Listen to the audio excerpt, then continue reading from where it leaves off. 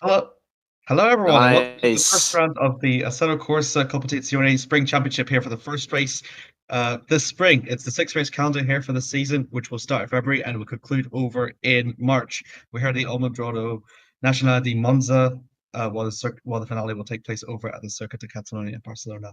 This calendar itself will not leave itself past Europe, but it will go along some breathtaking circuits along the way, with Monza being widely known to the racing world as the temple of speed.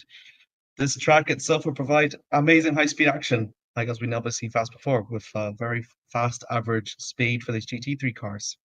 Join on with me is Ozzy. How are you? I'm good. I'm good. Very good.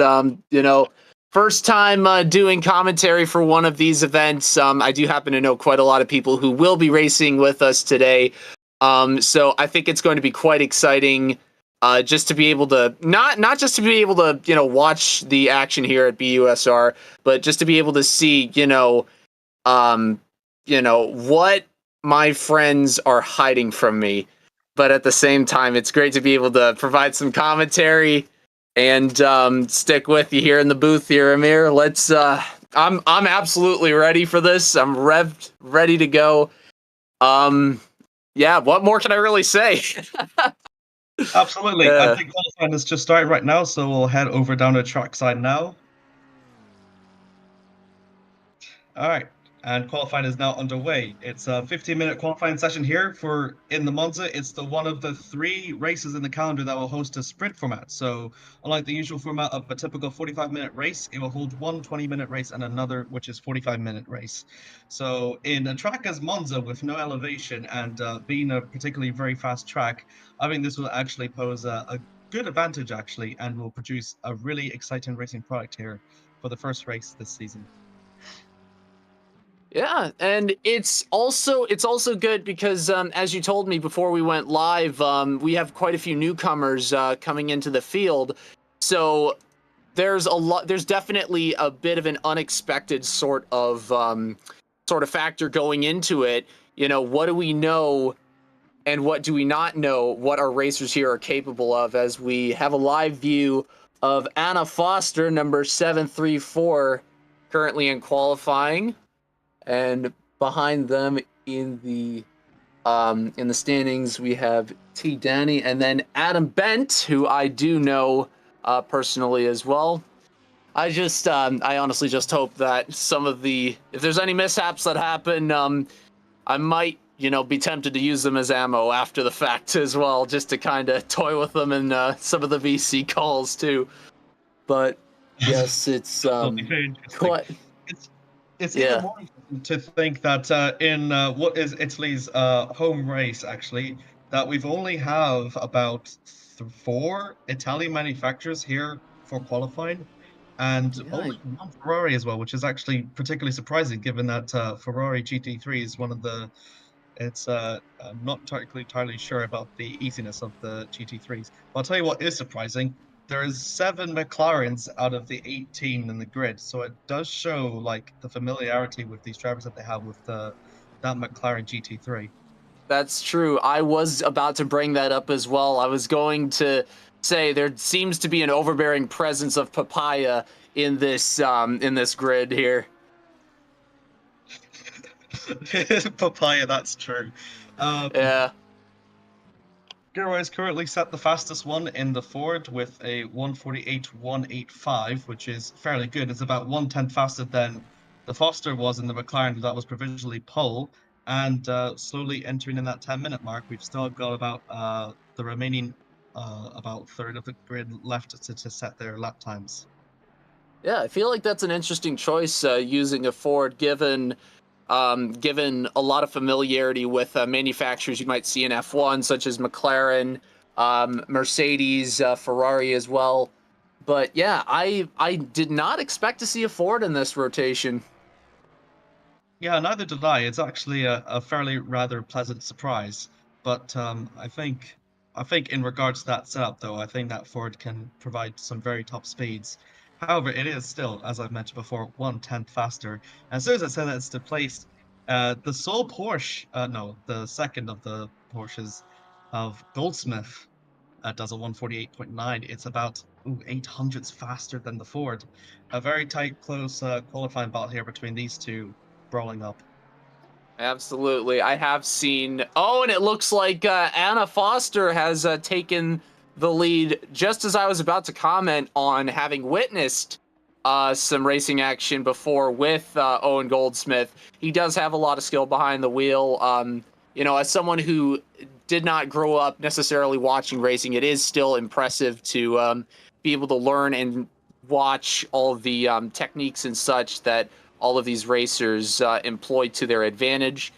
And it looks like Gilroy has taken the lead back as well. We might see a bit of an early jostling here in the practice session, but will that translate to a fascinating race? It depends because, as we mentioned before, it's only 2 races, so it's not about being consistent through runways. It's about being consistent through both races, and because there's shorter distances as well, that means it allows the initiative for these drivers to fight much harder as much as they can. I usually typically commentate on the F1 races, and I can tell you this: between like the GT3s and the F1s, there's more preservation, and there's also more pushing that you can do with the GT3s than you can in an F1 car. Not to mention as well that in the F1 seasons as well, the times for the sprints are way shorter. So we usually have like 10 laps. So that's way less than the 25 minutes here that they're going to get for the first race, and then 40 minutes for the second race. Yeah, so it's about making every moment count, I would imagine, and just being able to, track every second and be able to make some kind of an efficient maneuver, because time usually is on your side with, a race that would be say 100 to, any amount of laps in the triple digits. Time is on your side. You can make a move and not have to worry about it. But with a shorter lap count like this, I imagine there's going to be some sort of game plan going into it, but you'll have to change it. It's like a mid game and an end game in a chess match, I would say. Well said, Ozzy. Well said.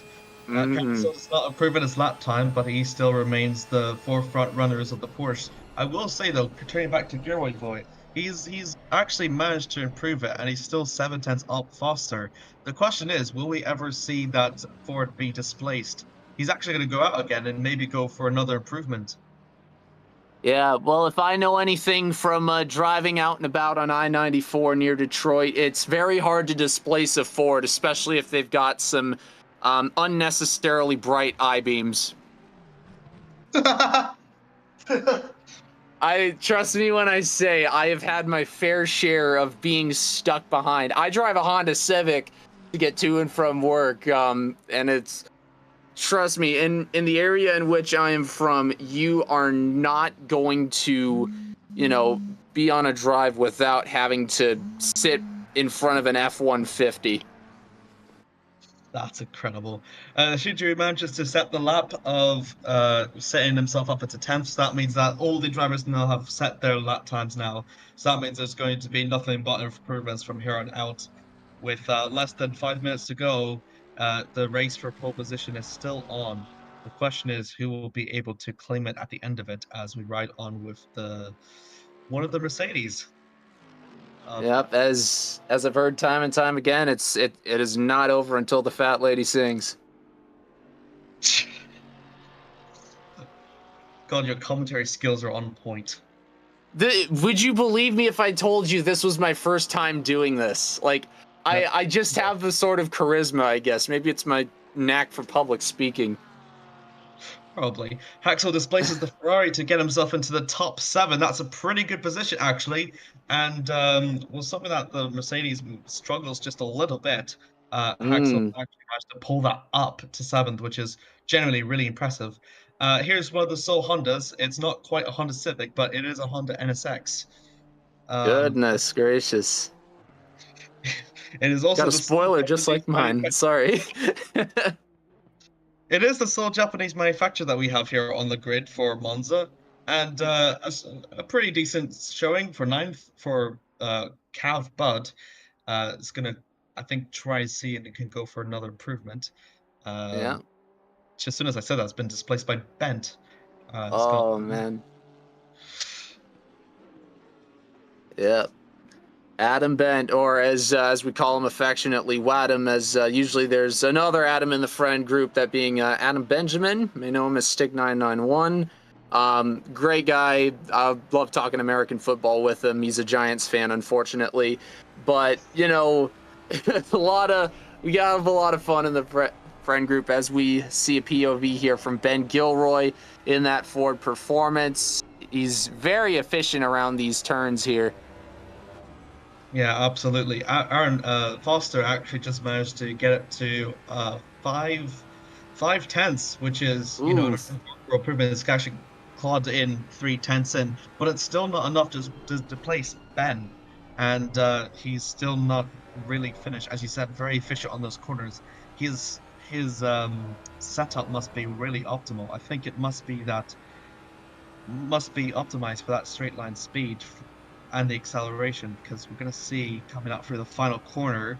If he's going to make another improvement, I think this is more than likely done, and he's pretty much snatched pole position from this point on, because the Sol McLaren and even Cameron Sol in the Porsche won't be able to do it. Then I don't know what will.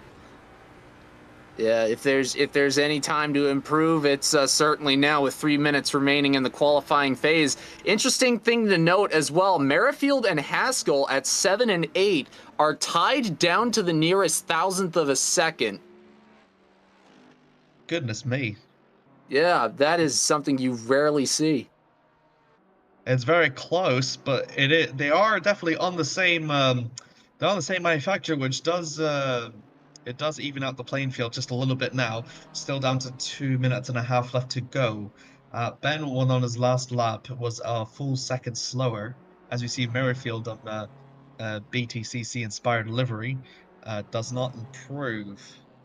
No, he does improve actually, but it's not enough to gain any positions. Goodness, yep, got the eBay car rolling through, and he has improved by a little bit. Sure has. Just hasn't been enough to gain any positions, but he's still got some time left. It's still Oh quite a yeah. far ways off.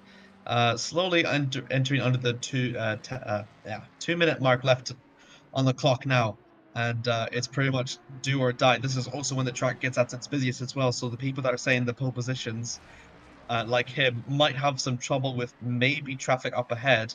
It depends just how much it might hinder it, though. But do be on the lookout for that, just in case. Yeah, As Foster, exactly. Anna Foster, I think this is probably their last ditch attempt to try to claw back the tenths. If they don't get pole position, then I think they'll always have the race to look forward to. Exactly. No shame in finishing second, especially, with it's only half a second, but then again, second place in any regard, I would assume, is it's going to be beneficial in the end, because there will always be a bit of a chance to catch Gilroy at pole position. As we also see the Rev Sport inspired livery represent, and yep, we are below a minute left to go in qualifying. It is impressive that I must say that she's 7/10 faster than the next McLaren. Uh, it is an improvement actually. She's actually managed to gain a tenth, so Yeah. it's now under 4/10. But Gilroy's position still remains unchallenged. Goldsmith has actually displaced Foster. Oh, Wow, goodness. So he's only 2/5 of a second back. That is quite a jump at the end there. My goodness. absolutely as well. Seven hundredths faster than Foster, and displaces Cyril as well, who was comfortably in the top three, now outside the top four. So interesting. Got American, a German, and a British for the top three of this grid in the Italian Grand Prix. And you can hear Tifosi crying in the background. Oh goodness. I mean, as an American, it gives me some pride, I will admit. But, I think it's gonna be interesting to note. First checkered flag has come in as well for Jake Ansel at the 9th position. Gonna try and see if there's any last ditch improvements now for any gains, Goldsmith is still smashed across the line before the checker flag went out. So they're trying Yeah. to see if they could snatch anything, but I have my doubts. Askell for the no Soul, the leading Mercedes. Still amazing that Ed has actually managed to get it up into eighth, in my opinion, and also displace the Ferrari as well. So even better. Entering through the third and final sector now.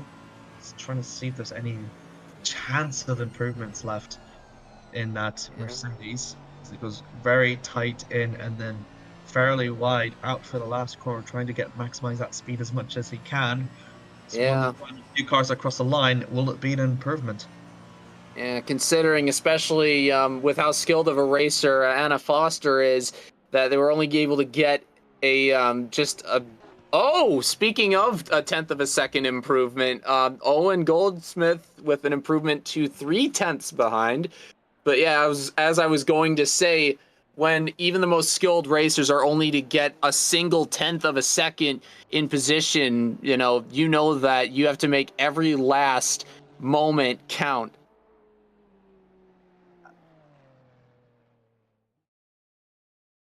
Yeah, no, it's certainly impressive that we see, at the latter half of the practice, the that jump by Goldsmith. I mean, that took us both by surprise.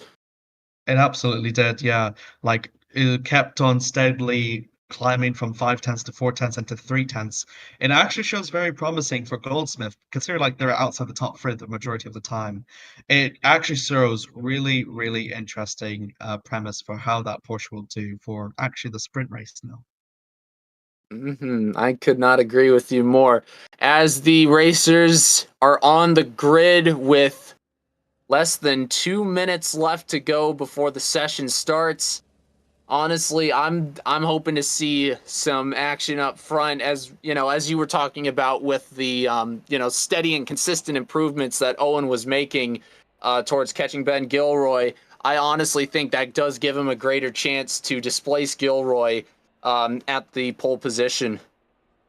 Even if it's not to displace Gilroy out of the lead, the Goldsmith can always apply the pressure as well, because Monza is sometimes known as well. If the leading car is ahead and other people follow, it can sort of cause a train effect, and as Mm, such, it applies a lot of pressure to that leading car. So that Ford will be in a lot of pressure, just like it was in 2009 before it nearly went bust. goodness gracious. But yeah, honestly, I don't know what to say about the rest of the field. I mean, it's great seeing newcomers into the BUSR, especially considering I know way too many people in this group to, know any newcomers.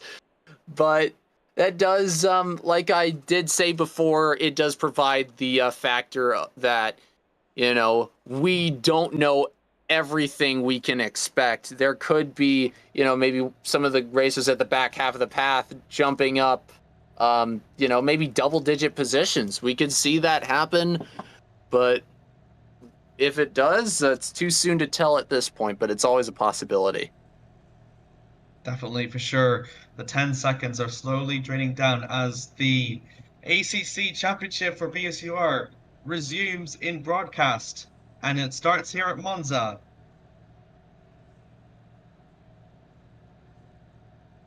Right now. Here we go.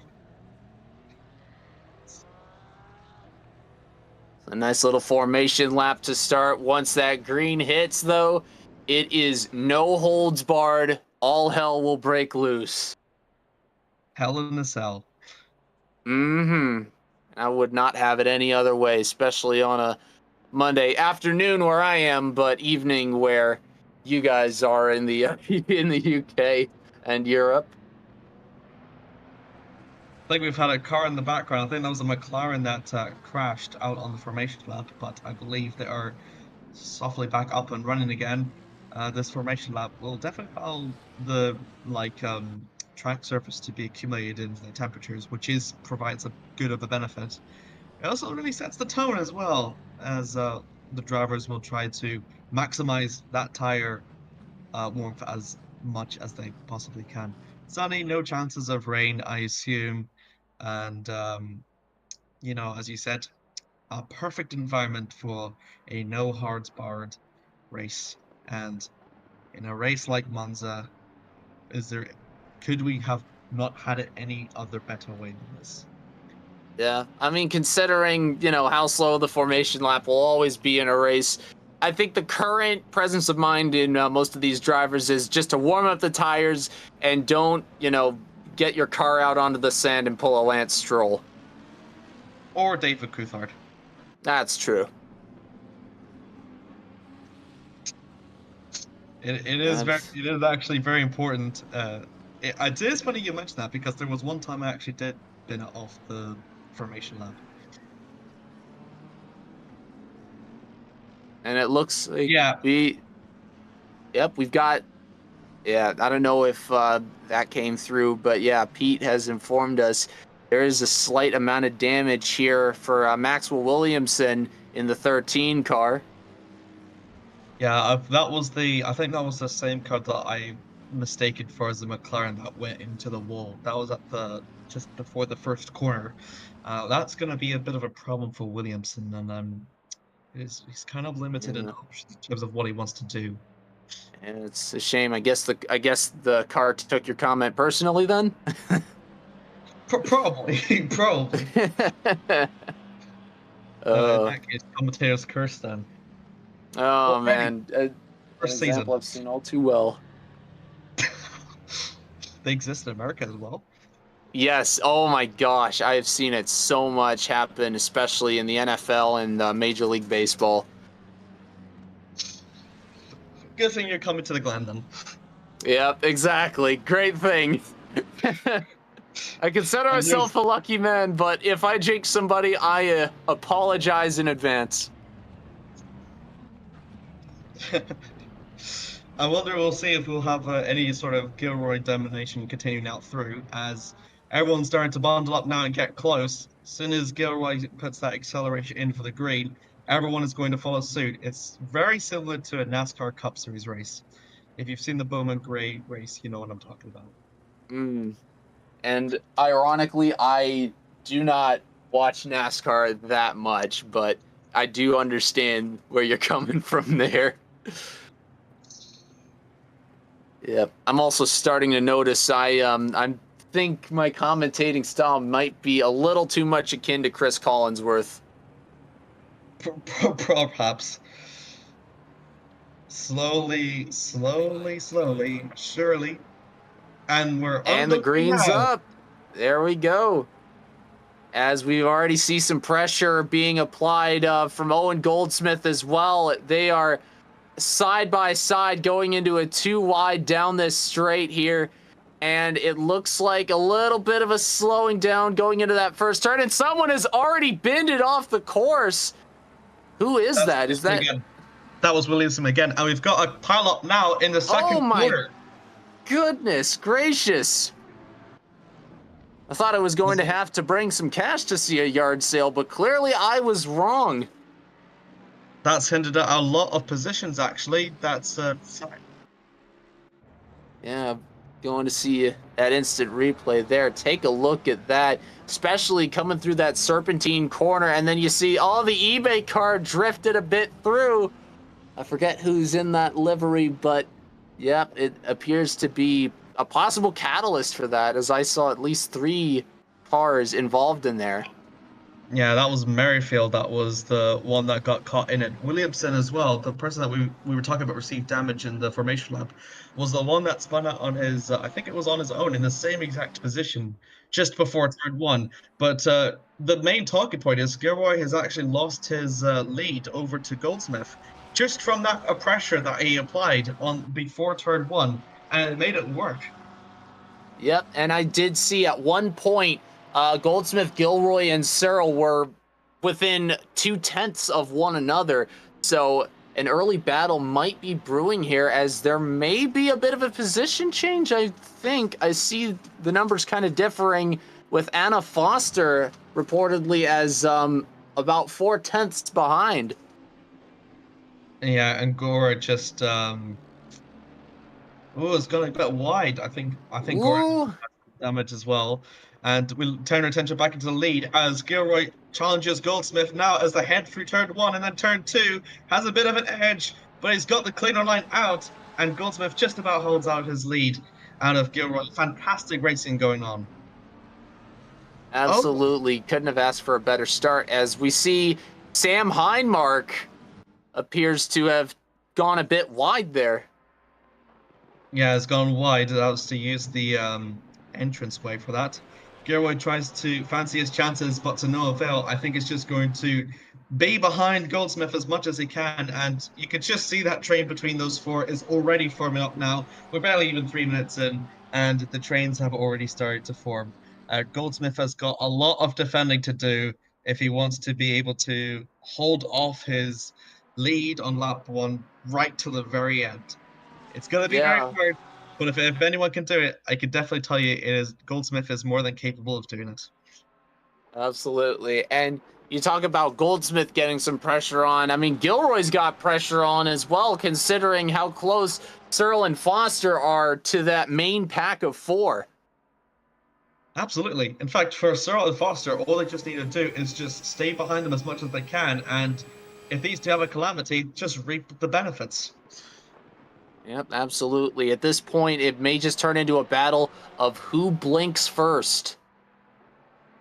Absolutely. And it's only still the shortest race as well. We've still got a 45-minute race left still in our hands as Gilroy just displaces Goldsmith for lead, and Gilroy will start to lead his very first lap after starting from pole position. And Goldsmith now is going to fight right back in a same situation as in lap 1. I think he does it. No, he's done it. He's gone too wide. Ooh, oh man, that might. Oh, yep. Also notable, Cyril seems to be in control of the fastest lap as well, as we see that lit up in a bright magenta there. Called purple. Very impressive, I must say. Oh no!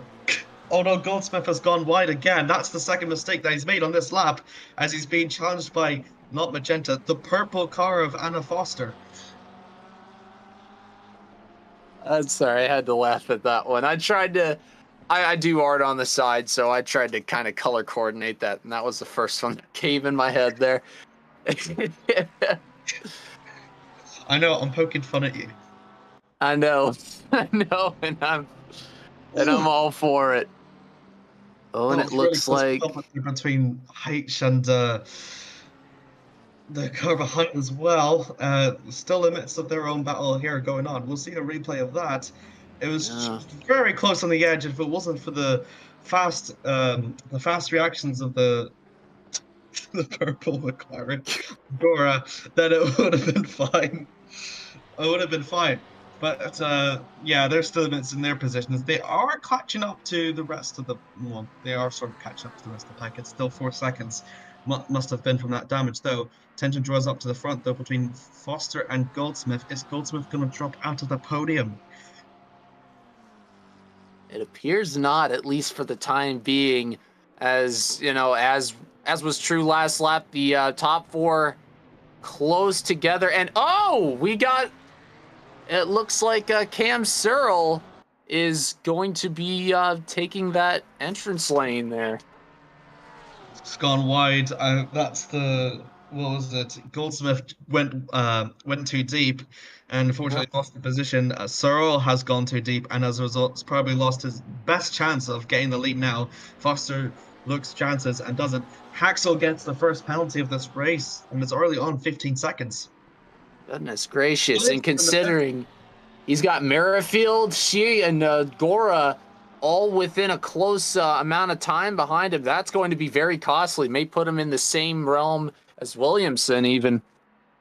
Yeah, Williamson is in the pits, though. I think that's to do with the immeasurable amount of damage. I think he's probably retired, actually. Oh my goodness! Yes, I don't see any. I don't see any numbers around that name, so it very, very well may be possible.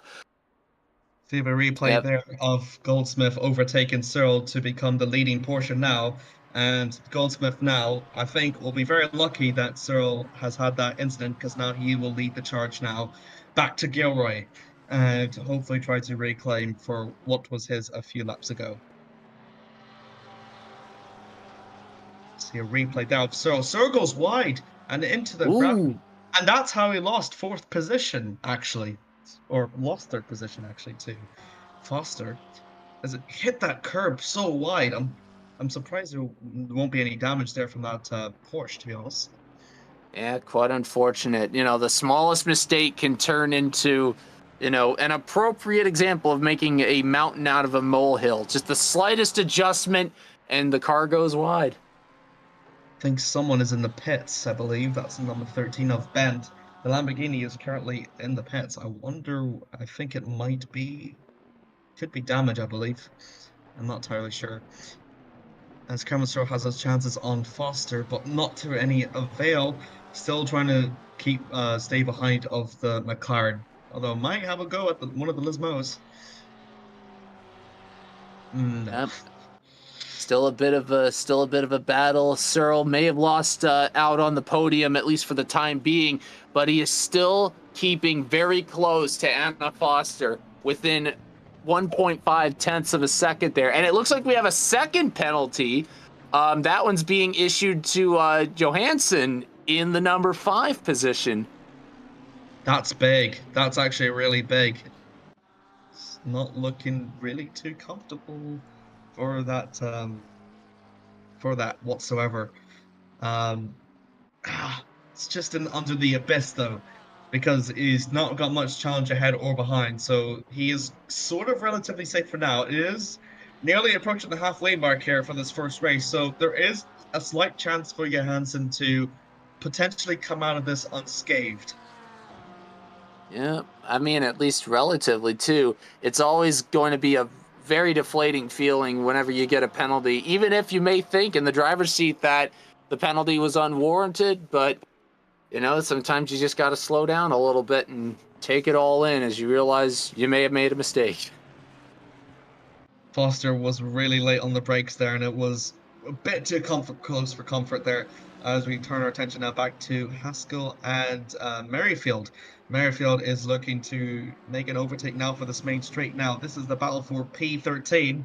And I think Bent is now also on it. It might almost be 3 wide if they look their chances. Not turning. Absolutely. This is going to be quite close. That's good. That was a good overtake by Merrifield. He wasn't too greedy on that, and as a result, he gained a position instead of potentially a collision. So, yeah, there from the BW as our attention draws back now between Cyril and Foster. Oh, they collided. Ooh, goodness gracious. Ooh. Looks pretty on the edge there. I'm not sure if Foster closed the door or if Cyril was trying to claim something that just was not there. It's dropped a lot back though, like 2 seconds, and it's going to be a lot to climb up. Ansel and Shiju are fighting out for 7th. Goodness gracious. I recall Shiju having been near the back of the pack at some point. But yeah, no. It's because he didn't set a lap, I believe. Might have been. Meanwhile, back in pole position with Ben Gilroy, he appears to have taken the number 1 fastest lap. Never mind. As I say this, it appears that Owen Goldsmith has just reclaimed that as well. Talk about a Nino reverse card. Goodness gracious! Yeah. That's incredible. Goldsmith is really trying to do everything they possibly can to try and get back to Gilroy from that mistakes they had early on. As we turn attention now back to Ansel now, the Sol Ferrari in Monza has now claimed another position and hopefully will make this position stick. No, I think it will. And then Merrifield and Bent now are in the midst of a fight of their own for 12th. Is Merrifield trying to go a long way around? No, Bent just about shuts the door now. The Italian cars are showing great promise, and you see there now, Jake Ansel now on 7th. Strong performance there from him. Yep, exactly. That's something you really should expect. I mean, Ferrari cars at Monza, if we've learned anything from, I believe, Charles Leclerc in F1 of Ferrari got a win at Monza this season. I mean, I could be mistaken, but I do remember him getting a win in Italy. Yeah, you're right. You're right. 2019 and last year as well. Right.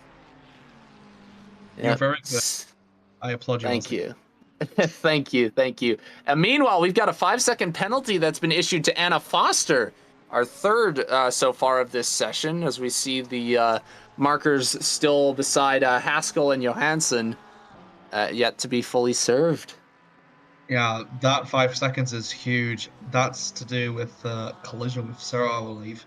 And with considering how fast Searle is, usually in tracks like this, not entirely sure if she'll be able to even claim P3 much longer. She If does have a she, chance, yeah, though, so we'll see. if she could, it would be an impressive feat. I mean, yeah, we were talking earlier about Johansson about with his 15-second penalty, but he's nearly coming up to nearly 10 seconds ahead from sixth place. So again, still a possibility that Johansson will likely come out unscathed, but it is still too much. Merrifield and Bent now, they're going to go for another battle once again down to turn one. I think Bent just about holds off Merrifield. In fact, pushes him a little bit further back to Haxel behind. Yep. I was gonna say, yeah, Haskell is keeping it relatively close, but we still see that penalty yet to be fully served out. No change on fastest lap either. Ben Gilroy appears to have a about a 2-second lead now over Goldsmith, as he appears to have made up a little bit of ground. Not sure if that's going to translate to another overtake on the lead, as we still have just under not 6 seconds, but 6 minutes left in this race still. Now, if it were 6 seconds, it'd be a much different story. Absolutely. The fact that there's still that viable chance there means that his charge is still on the loose. Meanwhile, an all-out McLaren battles on the. Oh my goodness me! Oh, goodness! That was Shinju. Shiju and Hindmarch, it looks like. Or was it? I think that was it? Russian. I'm not sure. That was I'm not really close for comfort. And oh wow, that's Bud, and that's Ansel as well. I think Ansel's got back as well. They used to be in P7, now it's down in P9, so he's dropped 2 positions. Yeah. And is now needing to fend off the Honda. But what will happen there? Yeah, that was Shinju. That was Shinju that spun out. Shinto Shiju. That was disappointing as well, because he's climbed so many positions. So having to fall like that is a bit disappointing. And then we see back here, Ansel was as high as 7th, but then dropped down to 9th, and now having to fend off Bud for 10th. I'm not quite sure what happened there. Yeah, you got a battle for 13th or 12th. It looks like Bent and Merrifield still neck and neck, as they've got about a 10th of a second difference as they go too wide into this turn. Ben Gilroy still holding the lead, but now he also holds serve to the fastest lap, barring any last-second change again from Owen Goldsmith. Ooh, yeah, and it looks like... That's not good. That's not good whatsoever. Good. I think the door shut actually is trying to give the position back, which is very admirable. And yeah, time has been lost between them and Merrifield, but Haxel did the good thing and gave the position back, though. As we have a look at this replay here, and just want to see where things went just so wrong with Bent.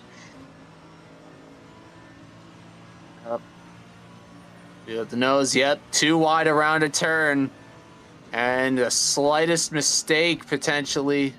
Oop, that'll do it.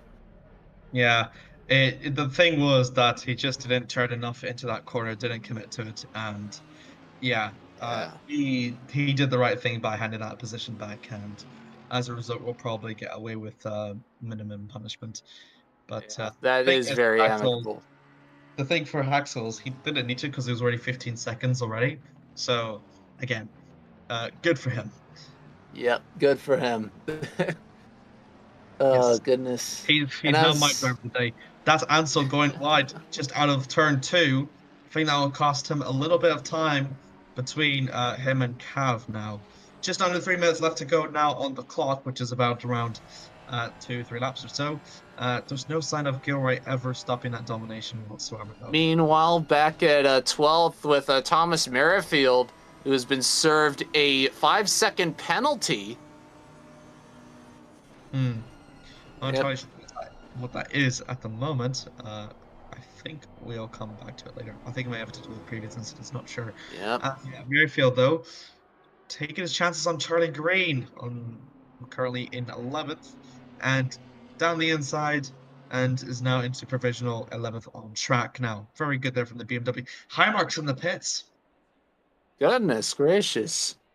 Must have had something to do possibly with the Oh, collision. Oh, goodness. Tokyo drifted around the corner and bended into the wall, it looks like. Yeah. Is he retired? If Yeah, looks like, yeah, he has retired. Oh my goodness. retired. That 3 minutes is left on the clock. It reminds me of Hamilton in 2009, but enough about saying how old I am. Meanwhile, it looks like Anna Foster has moved into provisional second, despite the 5-second penalty.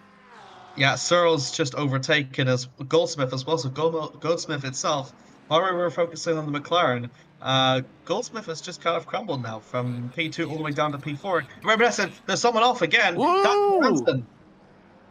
Johansson was coming off Oh, nowhere, and now he's under trouble. Let's have a look at the replay. Oh, he's gone slow. front end damage, it looks like. Oh, yeah. It's the grass. He broke underneath the grass, and as a result, it headed him big time. As we now turn it back to Jansel and Bud. These used to be fight for P9, now it's for P7 because of all the retirements that are happening right around them, and the Tifosi are now enjoy once again. We have another 15-second penalty, apparently, or it says 30 seconds on our scoreboard here, besides Ed Haskell in provisional 13th right now. I wonder if is that an added on 15 seconds in addition? Yeah. Looks like, yeah, the spin earlier, it looks like that was the cause for that.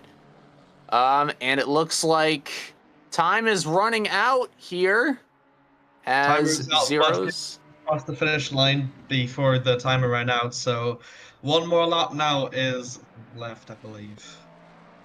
Yep. So still 6.8 behind is Anna Foster in second, still holding off Cameron Searle in the purple car she's driving in.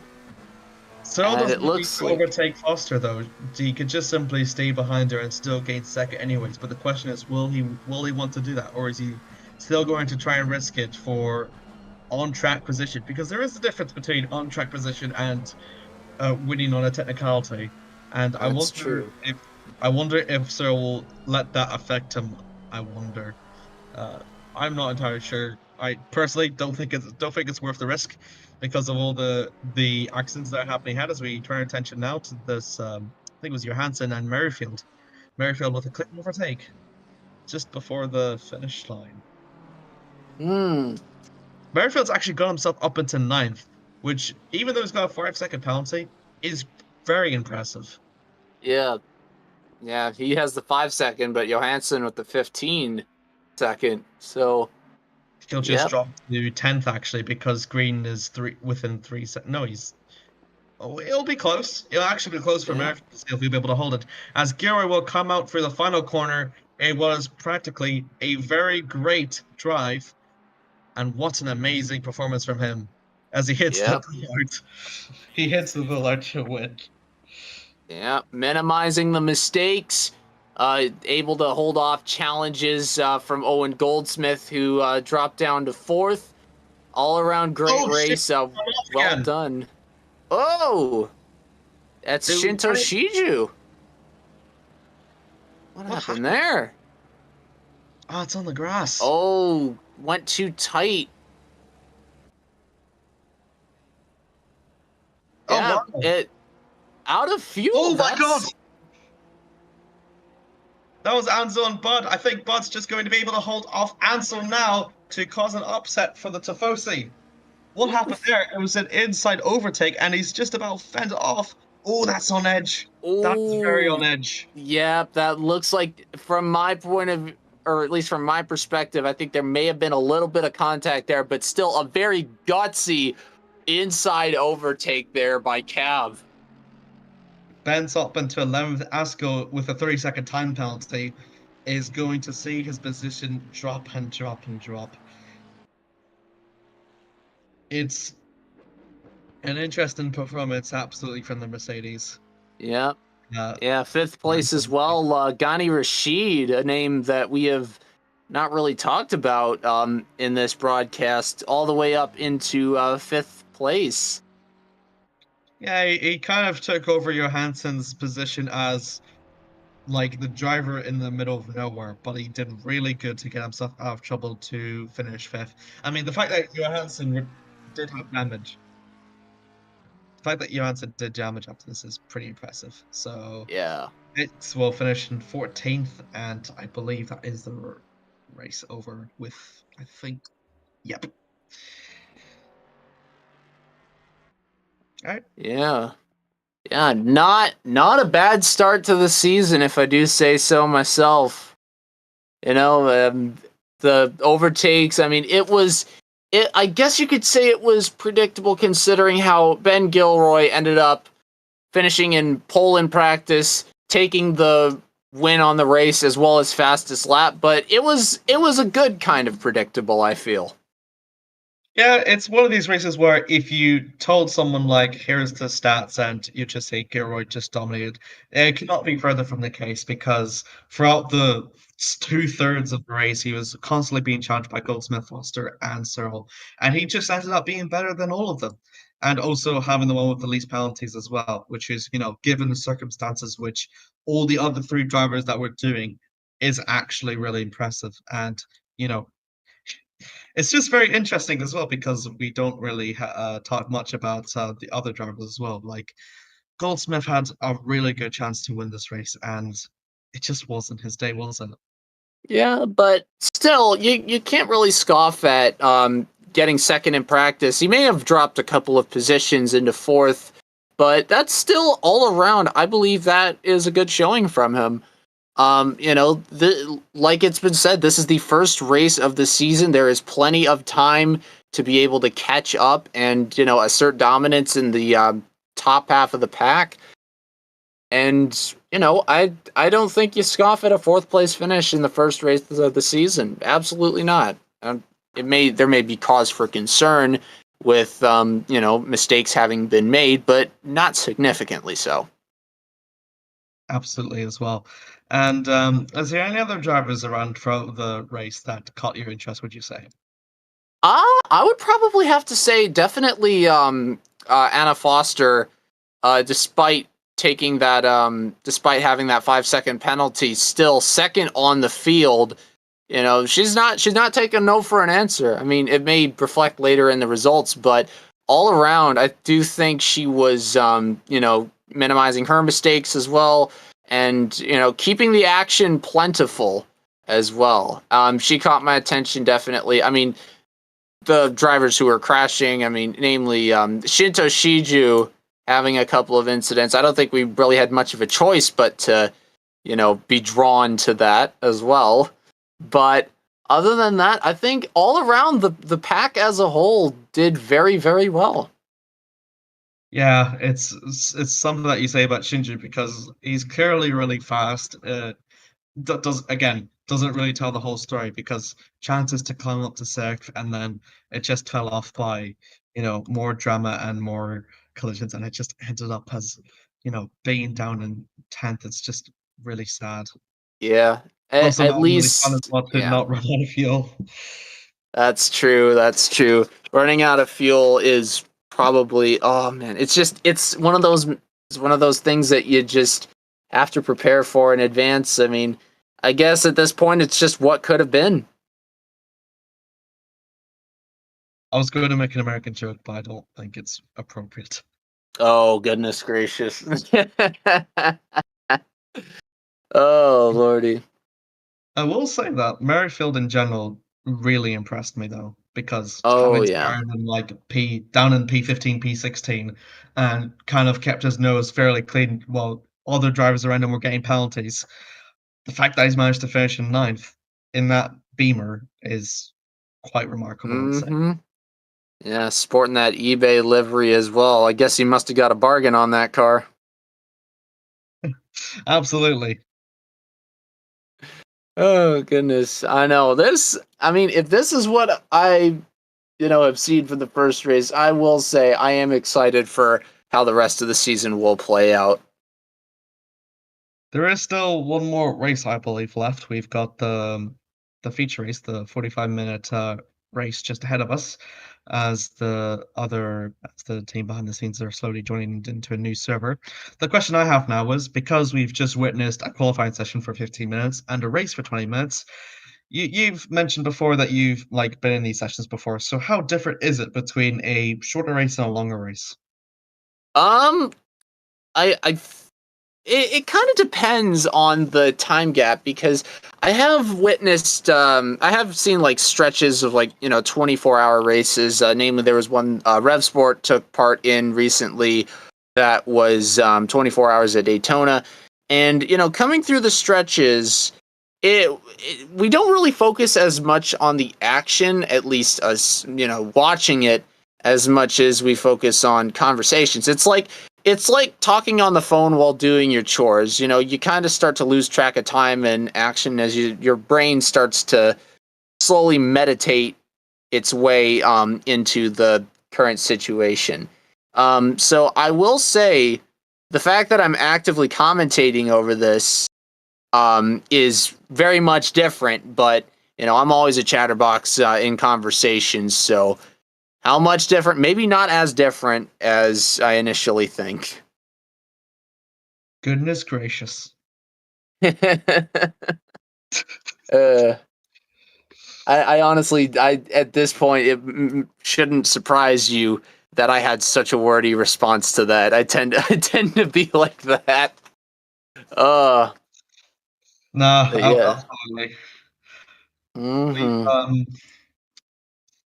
we've slowly got the server going. We're just under 4 minutes now left until the next race now. As you mentioned before, longer race will mean that we'll probably have more conversations and maybe potentially have more exciting racing. The other thing as well to mention as note is that we've already seen a lot of penalties already in these 20 minutes or so. So the question I have is whether these string of penalties will continue on in a longer period of time.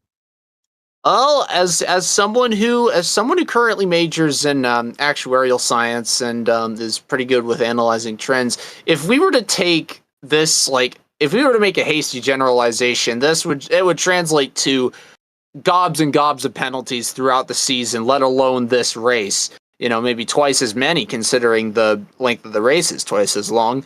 But I don't think we can really make a generalization on that yet. I mean, there is a chance, certainly, to kind of repeat what we saw, and there's a lot of penalties from, errors and mistakes, but there is a chance it could be a very clean race in comparison to, just kind of defying the odds, a bit of a proverbial upset, if you will. Yeah, I can sort of see what you mean. And in other words, I feel like you're right. I think we'll definitely see that sort of action upcoming. The other thing as well within these longer distances as well is, as you mentioned before, it varies as well based on a lot of things vary, and it's not just about the driving skill as well, but it's about the strategies itself. Now the question I have is, which strategy do you think is the most optimal? Goodness gracious! I mean, as I've seen in F1, with variations of tire changes, I believe there's multiple strategies these drivers can certainly employ that can result in a very efficient drive. But I honestly think for the most part, it's just going to come down to minimizing mistakes, maintaining pressure, and, not worrying about, having a car on the back unless they're like incredibly, incredibly close. Maybe not going into a 3 wide unless, you got no choice but to. But I feel like a lot of this is just, regurgitation of some of the basics that I've been slowly spoon or drip fed throughout my entirety of, racing I've witnessed with ACC, with F1, with even with iRacing. But no, as long as it's going to result in some gains of position, I feel like at this point you could just really freeball it. But no doubt in my mind, strategy is on the minds of all of these drivers going into it.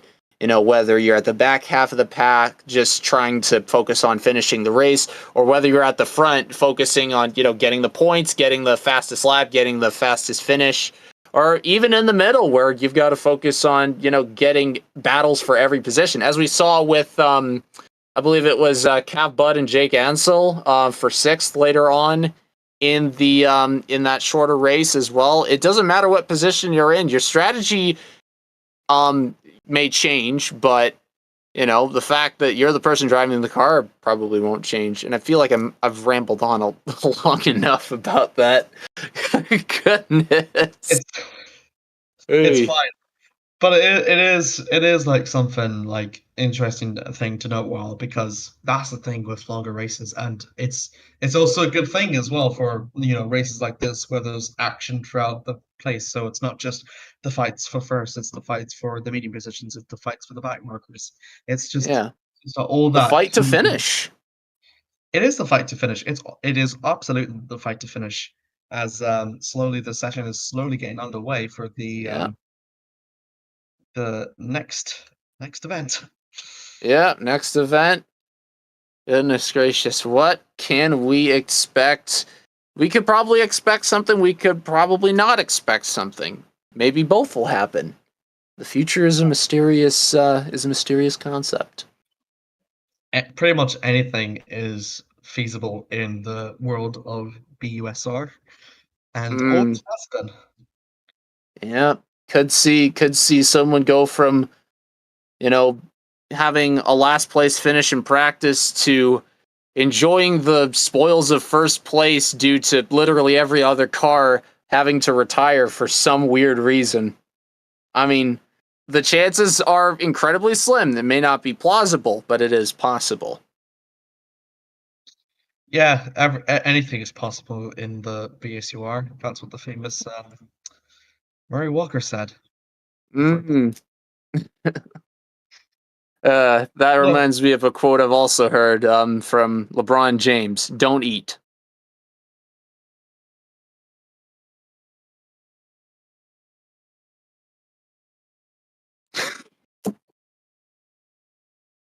Whether we can properly, yeah, I believe 2.5 minutes left to go. Absolutely. I don't know if we can properly attribute that quote, but I swear I've heard it from LeBron somewhere.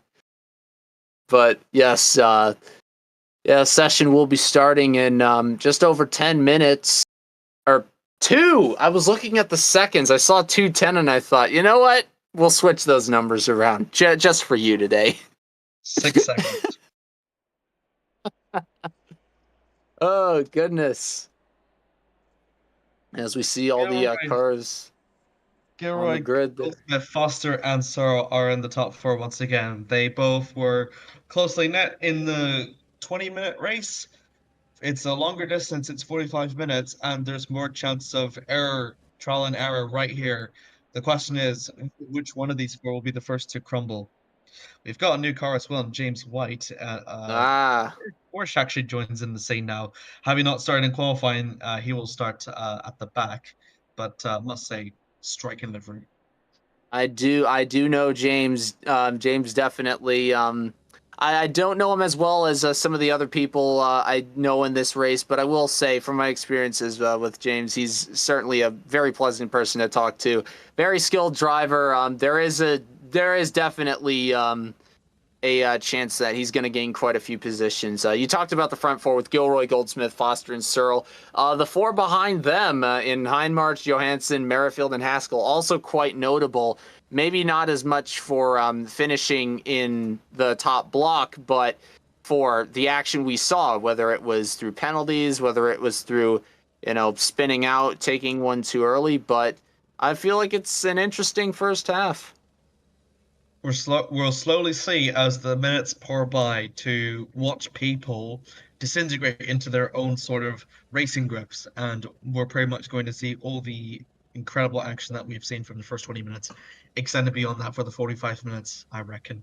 Of course, there is a chance it could be an absolute snorefest, but as you said, we've got Ozzy here in the commentary, hopefully to heal that in case of that happens. Yeah. I will admit, when you said disintegrate, I thought you were just going to end the sentence right there. I don't know why, but I had a bit of an intrusive thought thinking to myself, like, wait, they're all going to disintegrate? Like, what's going to happen? Bad connection or something? As we see Ben Gilroy start to make his way around the track, followed by everyone else: Goldsmith, Foster, Searle, Hindmarch, Johansson, Merrifield, Haskell, and then we have Bud, Ansel, Bent, Ghani Rashid. And from 13th to 18th, we have Shiju, Gora, Williamson, Green, Shia, and White. A very diverse grid, still consisting of 7 McLarens. Why oh why is there 7 McLarens? We call that the illusion of free choice. Sole American car is still leading the field once again. The sole Japanese of Bud down in 9th. The leading Italian manufacturer of Ansel is in 10th, with Bent as well in 11th, and Green down in 16th. Keep an eye on those three still, because it is still their home soil and still anything can change. Also, the crowd will probably favor them more than anyone else. Other than that, it's still the same old grid as we know and love, plus White in the Porsche, and 45 minutes on the clock. It's literally anything is absolutely possible here. Yeah, we could. Gilroy, I must say, lost the lead on he did lose the lead on the first lap, actually, immediately to Goldsmith. The question is, would you think that he has learned, and what will he change now for the starting procedure? Because it clearly didn't work last time round. Yeah, I feel like he may have worried a little bit about the battles that he had, not just with Gilroy but with Foster and Searle at the same time. But I feel like Owen's mentality on this just has to be eyes on the prize and focus on, maybe not necessarily on first place from the get-go, but just minimize the mistakes, get the pressure on, and just keep gaining positions. I feel like that. I feel like that last race, he's definitely going to have a sort of feeling like what could have been. Especially considering he dropped from 2nd to 4th. I feel like that's going to sort of motivate him to, keep his head forward and keep his mistakes minimized. All 4 of these drivers have been contenders for winning the race in the last time round, and as the camera slowly pans down to them, surely it'll be no other feat. However, the other cars behind can obviously take their chances and also claim some of that chance as well. It's not reserved just for those 4, it's reserved for all 18 drivers. As he said, the race to finish, the race to 45 minutes, the second race of Imola slowly starts to get underway as we wait for Gilroy to put down the accelerator once again. Also, no crashes this time in the formation lap. Williamson has learned. That's always good. Any improvement, you take that. Not just in racing, but in the little race called life. Damn. Ben Stokely comes out of the final corner now. It's just the wait for the green flag to slowly drop for race 2. 45 minutes awaits for us in Imola and Monza. The Italian fans await for the American car to put the floor down and let it rip. It's away once again. Goldsmith has got an even better start than last time. Oh, there's a bit of a barge between Searle and Foster down in the back. It's going to be a bit of a calamity here down the turn 1. Actually, he's got a better exit now. Searle's gone up into second. It's 3 wide already, and we've already had got a crash. We've got multiple crashes in the background. Wow. Someone's hood's come off. I think that was Ansel's head. Ansel's. Oh my goodness gracious. And only the top 4 got through that. Really? Yeah. That is absolute calamity. And I think that's all that they need now. A bit of collision between Foster and Goldsmith as Foster takes the... Oh dear, no. Oh no. Holy Moses. There's someone in the back there that's collided. That was Shinju with... No, Shinju has gone a bit wide. Oh, it's nearly flipped up. I don't believe what I'm seeing. Don't think anyone's seen us. We've got another one. That's oh, that's Merrifield. Merrifield's gone off and it's collided. It's very huge. And it's only barely into 2 minutes as well. Riding a ball with Haxel. He's trying to make the move now on Bud. This is for 5th. Goodness gracious. Well, now. Look at the time gap as well. 3 seconds. It's 3 seconds between 4th and 5th. That's it. That's the grip settled now. Surely. Wow. Goodness. Lot of damage here. I'm not going to be surprised if there's going to be people pitting on early now. That's Heist going off as well. I think that is clearly damaged. Oh, that's the start. So he's already had front end damage with Williamson.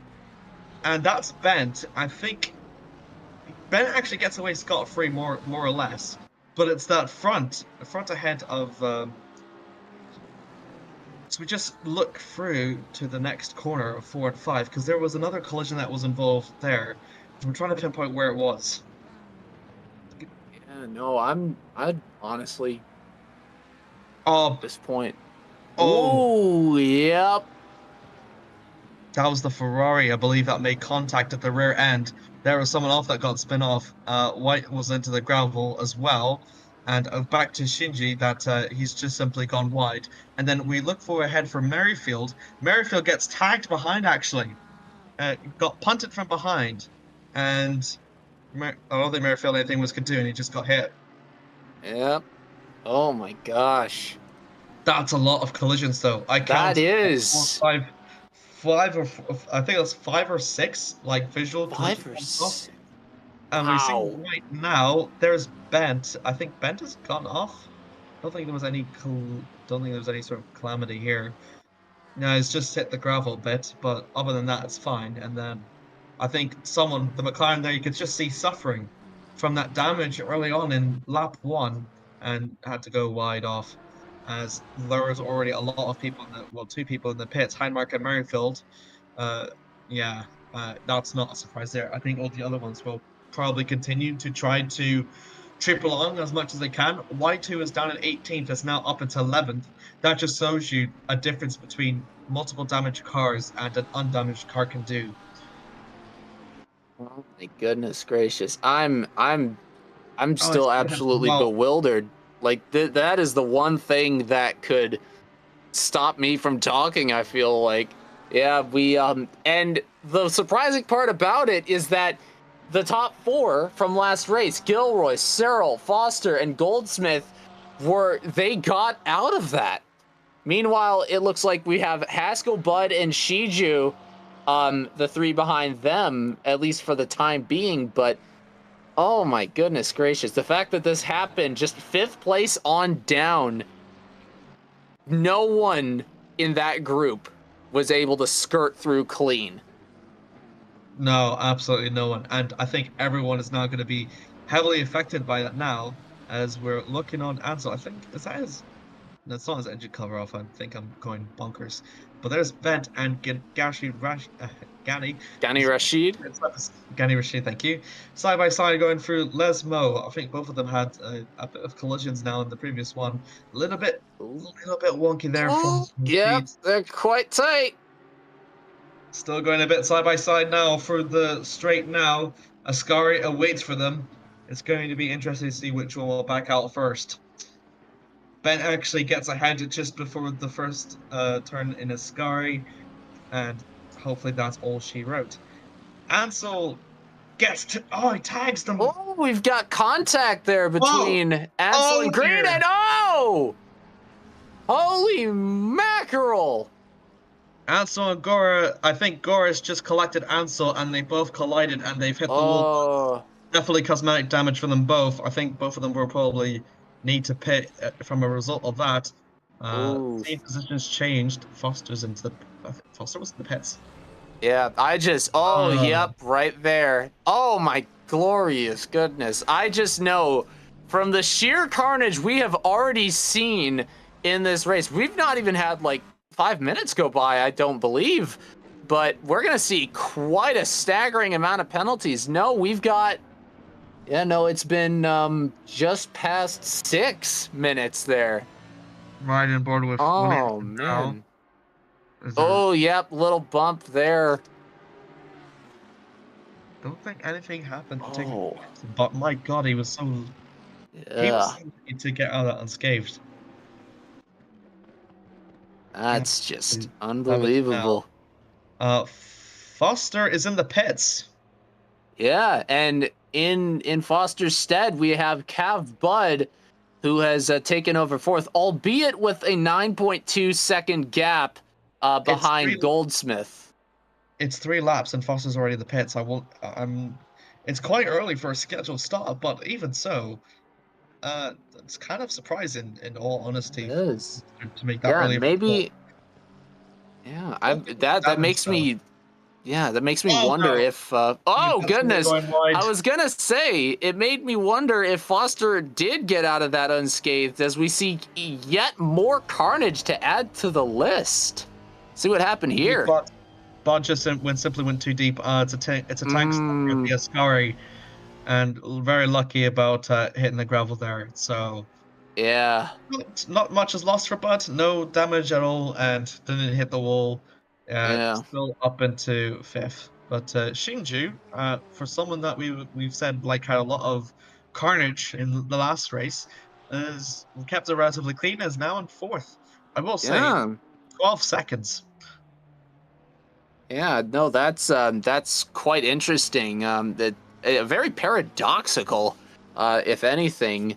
Seeing Shinto Shiju in the McLaren managing to not only make up a lot of lost time and make up for last race, but also to be the top McLaren for the time being. There is the caveat that it's a 12.1 second gap behind Goldsmith and the podium, but it's still quite notable. Yeah. Highmark just overtook Hansel for that first quarter for a very respectable P15. Now, at the moment, is just trying to mitigate any damage that he incurred early on. I think that Ferrari is struggling now. Yeah, and it looks like we have Ed Haskell in the pits as well. Oh, yeah. Okay. That's not very ideal for the Mercedes. Mm-hmm. I just wonder how will Foster will be able to mitigate for the crowd whenever she starts to. She's nowhere near it now, but she'll eventually have to succumb to it eventually. And I think looking at the mini map here as well, I can sort of sense maybe soon. Nah, I don't think it's. I think it's too early to call for a lapped traffic now. If the carnage continues, maybe, but other than that, I think it's still too early to call for lapped traffic. Yeah, definitely a bit too early. I mean, even with the sheer amount we've seen, and I also look at the mini map, and there's still, I think the most surprising part is the fact that, Anna Foster here has little to no, well, no traffic to worry about. As a matter of fact, the closest car to her is Ryan Shea in 10th position, who also has not much going on in front or behind. But he is slowly catching towards the pit lane, which Charlie Green has now entered. I think So- Charlie is slowly going to leave very soon, but not before Foster overtakes. So Foster will be in 10th. So, yeah. Question now ahead. Cameron Searle is only 5 seconds behind Gilroy. So Gilroy is pulling ahead away from the rest of the field. Goldsmith, I think did he? No, he didn't. I was mistaken. Goldsmith, though, is still within 5/10. Yeah, still within 5/10 of Cameron Searle.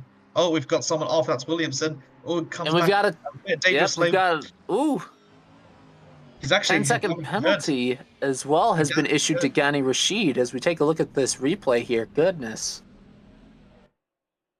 Yeah. Rashid has a 10-second penalty. That must be from the instant beforehand.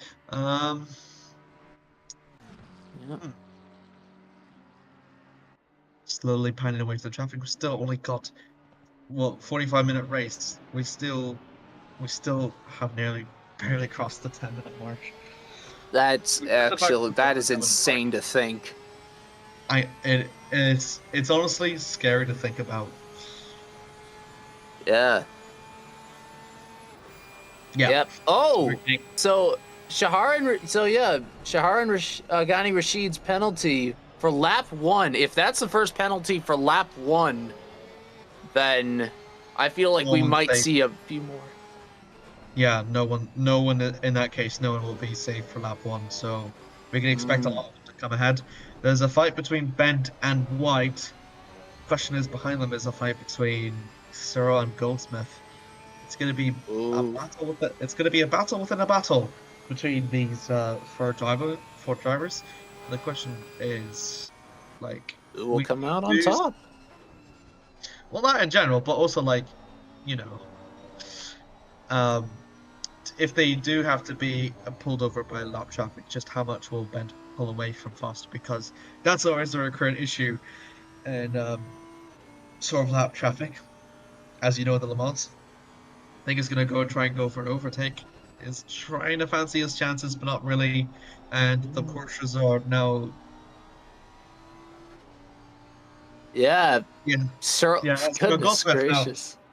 Now. It's literally a feast of Porsches behind Bent. He's surrounded by Germans. Oh, goodness gracious. It's like France during World War II. Yeah, White's conceded during lap 1. He's not letting Goldsmith go. He is now. Is White trying to capitalize now? He's trying to look for it. He's trying to fend him off. Oh my goodness! He saw what was coming and he came mentally prepared. I think White has just about enough advantage now to risk a move. And he's definitely going to and he's definitely going to go for it. Oh, Goldsmith's gone wide. He's not losing any positions.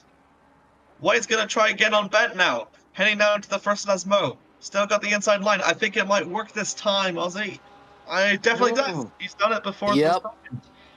I can make out that livery of James White from any distance away from how striking it is. But yes, what a very, very smart move that was by White, taking advantage of the of having to concede to Searle and Goldsmith's battle. I feel like that's definitely it's a very meta strategy that we are seeing. He weaved in and out a little bit to hit some sort of defense, but honestly, that was really good for White, and honestly, that was a really good lapped-esque traffic there. Yeah, it shows all the Porsches working together. This race is rigged. It is certainly very great. So yeah, as we're seeing in the standings as well, I mean, it looks to me like Ben Gilroy is extending the lead slowly but surely, now with a 6.9-second lead over Cam Searle and Owen Goldsmith. Also notable still, Shinto Shiju has not let up that fourth position since originally making it in. He's got a 20.5-second gap behind Goldsmith, but still, that's a hard-fought fourth place. Also notable with the McLarens, we've got 6 through 8 in Anton Johansson, Ryan Shea, and Anna Foster, who has been making up a lot of positions since her early stay in the pits. Oliver, I don't think she's made an overtake on track, though. I think all of her overtakes have come from people around her going into the pits. But I think she is slowly coming into potentially her first overtake if Hastings doesn't pit. But we'll Yeah. have to look for it. See, yeah, he's still going to be out. So I think Yeah. overtake between Foster is going to be imminent. It's going to be determined on how fast she can do that overtake as her attention draws now to between Goldsmith and Searle. I think Goldsmith is just really trying to Just try to pull maintain the that pressure. matches now again. Yeah, maintain the pressure on Searle as it's going close behind Cameron. So head down Yep. through the far corner. Just need to keep on his backside as much as he possibly can. Mm-hmm. Now, And I think too, as we had talked before this battle, with about Anna Foster. Remember, Anna Foster was in the top 4 and got out relatively unscathed in that opening lap there's the carnage. overtake. Goldsmith is just overtaking Searle now, and I think Searle's concedes just before the corners even happened. Goldsmith's now up to provisional second. Yep, that's really good. That's Goldsmith thinking about last race, having dropped 2 positions from second to fourth. Speaking of fourth, I don't think that it should be let up in Gilroy, Searle, or Goldsmith's minds that Anna Foster it could still make her way back depending on when or if a pit trip is necessary too, because remember, like I said, she got out relatively unscathed. I think she should still be in the back of Gilroy, Goldsmith, and Searle's minds as she slowly climbs back up. There's the overtake that we're waiting for, and it is relatively quick and relatively easy. That's Foster, I believe's only battle on track. So now she needs to hope that Goldsmith and Searle continue to battle out, and if that will be the case, then her strategy is very optimal now in this case. Yeah, there's a good chance. Yeah, I think Gilroy is more or less safe. Oh, he's got a bit of a wiggle there from Goldsmith. That was a shave. Gilroy is 7 seconds ahead of Goldsmith, so I think unless if he fumbles up big time, or if he does an American Car Industry 2009, then I think he'll. That's very much true. Yes, barring any sort of catastrophe that could take place later on, I feel like it's definitely going to be Ben Gilroy making this race as well. But yeah, Anna Foster, obviously in a faster car, overtaking Ryan Shea like it was absolutely nothing. And this is more fuel to the fire that she was down due to that early pit, but she is certainly not out of the running, I feel. Yeah, she's definitely not out of the running, but her strategy is really luck based. It's really based on the competition around her trying to battle out as much as they can, and Searle Goldsmith not giving each other any room is certainly paying favors to that indeed. And her only battle at the moment has been relatively easy and a simple overtake. Shinju is into the pits. That's going to be his 5th position lost. So that means Bud is the new Calf Bud is of the Honda NSX, or in your world the Acura NSX is right. 4th place. Yep. Also notable as well, the car in 18th position, driven by Bartosz Gora, is being assessed a 5-second penalty. I'm not sure what that may have been for. Could have been Right, the collision involving him and who else was involved in that? I forget. It It's yeah. I thought that Oh, was him. Charlie Green, I think. Maybe. It's God I'm though. not Yeah. Yeah, but no, that's yep. And it looks like Shiju, having been in the pits as well, concedes 5th position, maybe not by his own accord, to Oh, Anton drive for Johansson. penalty! He's been in the pits. Whoa! He sped in the pits. That's huge. Oh, goodness gracious. That's a no-no. Oh, man. And he's lap 2. That is good. Oh, goodness gracious. That's big. That is unfortunate for Shiju. That is, Oh, there's a battle around for P13. yeah. That's Ansel and Green. Green just actually lost out 2 positions, so they're down in 15th now. And now it's a dogfight between Ansel and Heinmark now. Yep. And with Shiju having incurred the drive-through penalty, that is another Oh, position gained back by Anna Foster. yeah, that was a bump by Heinmark, but Ansel kept it relatively on track now, and not much damage has occurred between those two. He's still in the midst of the fight of their own, though, for P13. Speaking of which, 15-second penalty for Jake Ansel. Is that lap 1 as well? May? Ah. Yep. Yeah, it's lap 1. Of course it's lap 1. It's always lap 1. It's always been lap 1. Yeah, and yeah, focusing back towards the front, it looks like Anton Johansson is in the pits still as well. So that is potentially yet another position gained back by Anna Foster. Joining Johansson in the pits is Ryan Shea as well. So Anna Foster now in 5th position. She might come all the way back after that early pit trip. I think it was always inevitable she was going to come back, but the question is how close she'll get to Cyril and Goldsmith. I will say That's that true. I think White is in 6th now, having started in P18th, and he's already pitted as well because of earlier on in lap or minute 3. Oh, we've got something fun.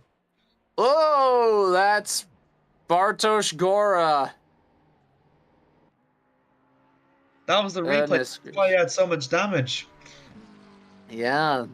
Yeah, no, I honestly, if that just feels like insult to injury at this point, you know, especially involving the incident Gora was involved in earlier.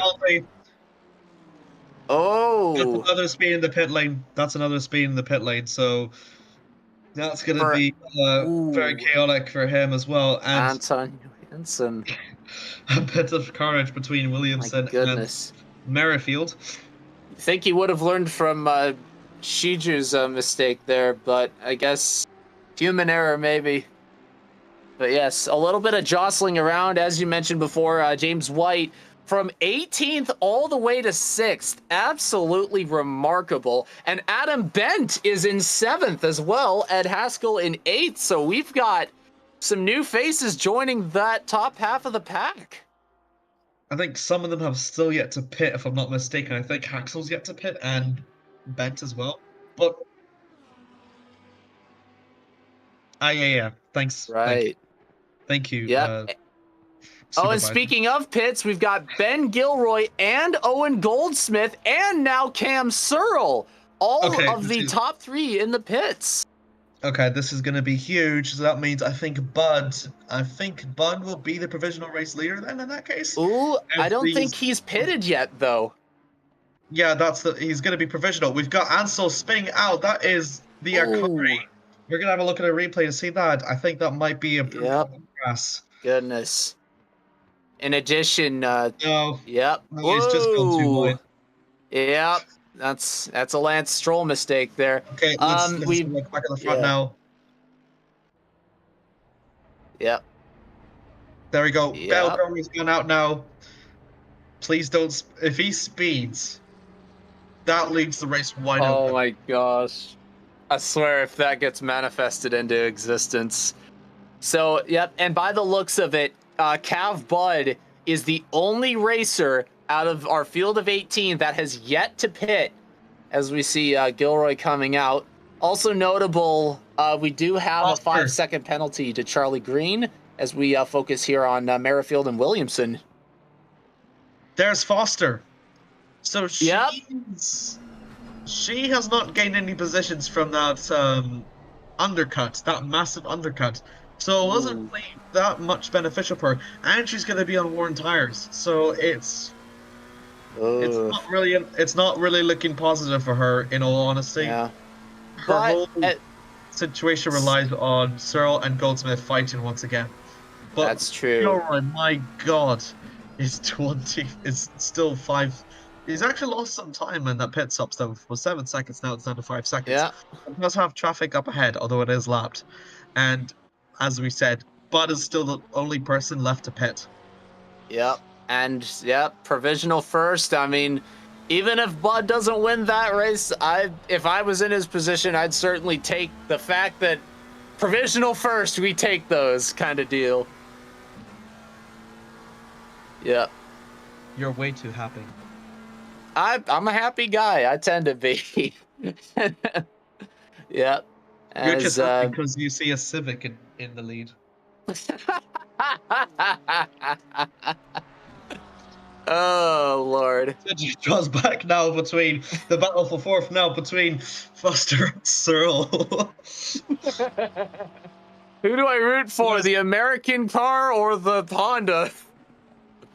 Oh. Same thing. Just call it the Acura Civic and problem solved. Anyway, did climb up a bit to Searle, but not to much any avail. She really needs to make a desperate move soon, otherwise those tires are going to be dead.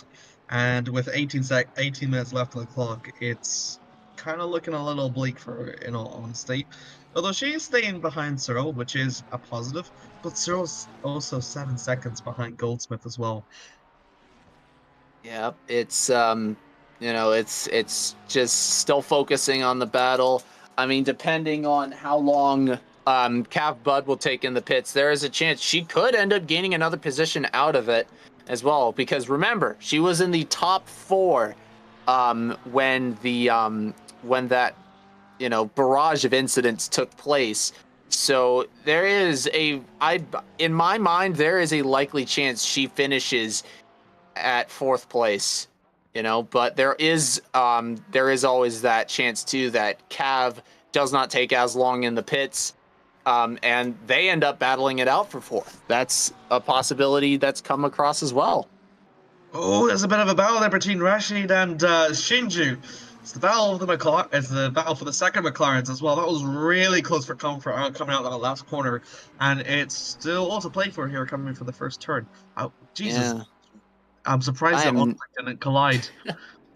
Yeah, and I'm very much not used to seeing 2 McLaren cars fighting with one another. Oh, Lordy! Yeah, that was super close for comfort. And he just... Oh, goodness, that traffic cone. Oh, no. Oh, yeah, that... He was expecting it there. Ooh. And... Yeah, he just did not expect Rashid to break early and just overcorrected it so much that he ended up going off track. He is lucky that Colin is the back of him though, and he still retains 10th position. And if our attention back on now, still behind Cameron Searle, still not looking very optimistic. In fact, Searle is pulling away a little bit. Yeah, and that incident that we had just seen with Ghani Rashid, he has been assessed a 15-second penalty for.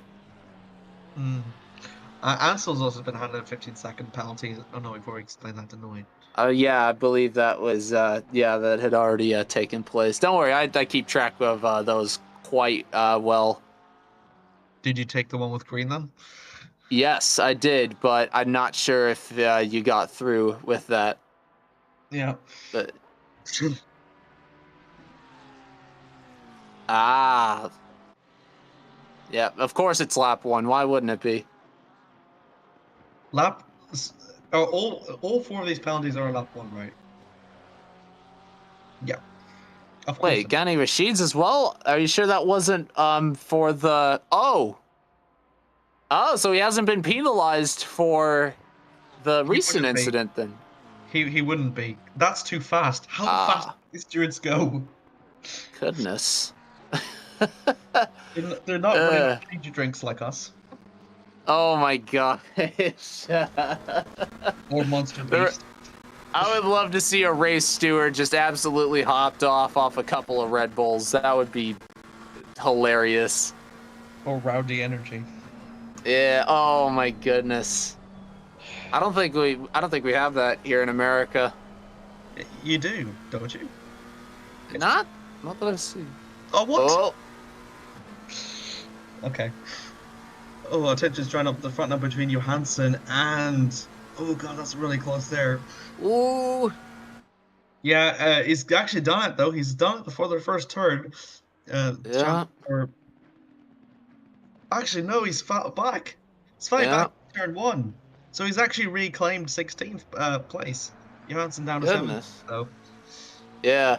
Meanwhile, we have another 15-second penalty that's been issued, this time to Thomas Merrifield, who's currently in 13th. Also notable, Bartosz Gora is in the pits as well. $10 say it's turn 1. Sorry, lap 1. Lap 1. Turn 7. Of course it's lap 1. Of course it's lap 1. Turn 7. Yeah. Sure. Yeah, makes sense. Goodness gracious. We've just... Oh, and then Brian Shea on the... Oh, yeah. Off the curb of turn 5. He actually went goodness. for a little bit, and he just drifted a little bit. Yeah, a little bit. And if you can do that intentionally, I mean, that's definitely impressive. But, and oh, wait a minute, we've got Cav Bud in the pits now. So every driver now has pitted at least once as we look at this footage there. So yeah, he's leaving it late, which is good. But will the on-course he might rejoin behind Foster. Yeah. Oh goodness. Well, if he does, that's Foster's race ruined then. Yep. They're White as well. White's done pretty good to climb up the positions as much as they've done, and that's Foster. Absolutely. I think ahead. No, Foster's got the. Yeah. Foster's fine. No, it's between White and Bud now, so that's what we need to keep an eye on. Oh, yep. For fifth place. He's gonna finish ahead, I believe. Yes, he will, and that's 1 up to 5th. So now that makes it an all Porsche 2, 3, and 5. Goodness gracious. Yeah, no. So a 13 position climb, that's even more stunning than 12, obviously. He's doing a Jarno Upmere last to first challenge. Yeah. Oh my goodness.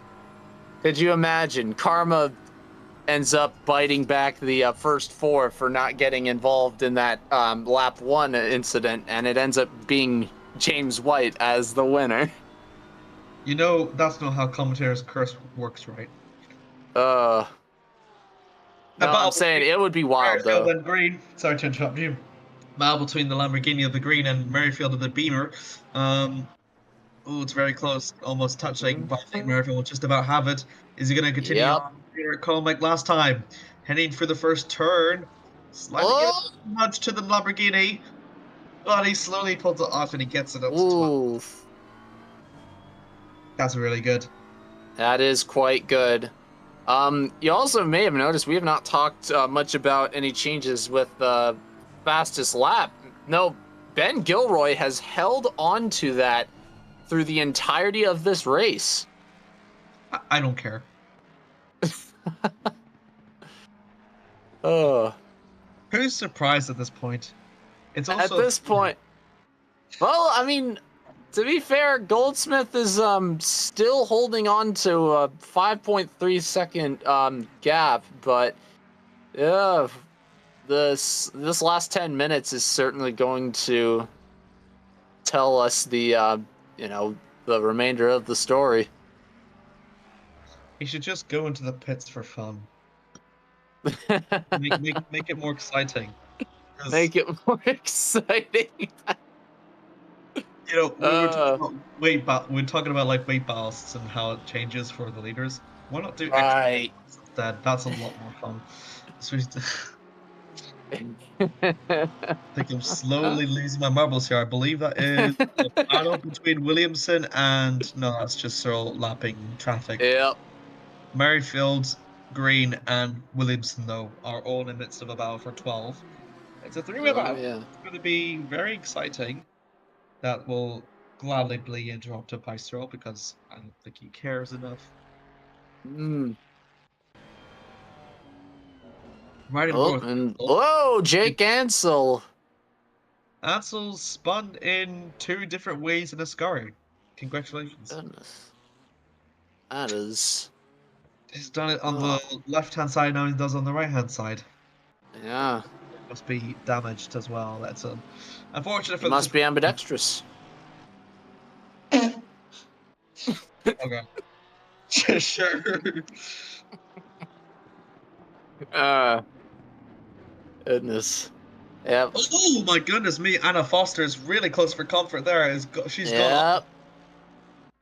She's off. She's disappeared. Really? What? Where? She's What? disappeared. Oh What my happened? gosh. No, what What happened did to her?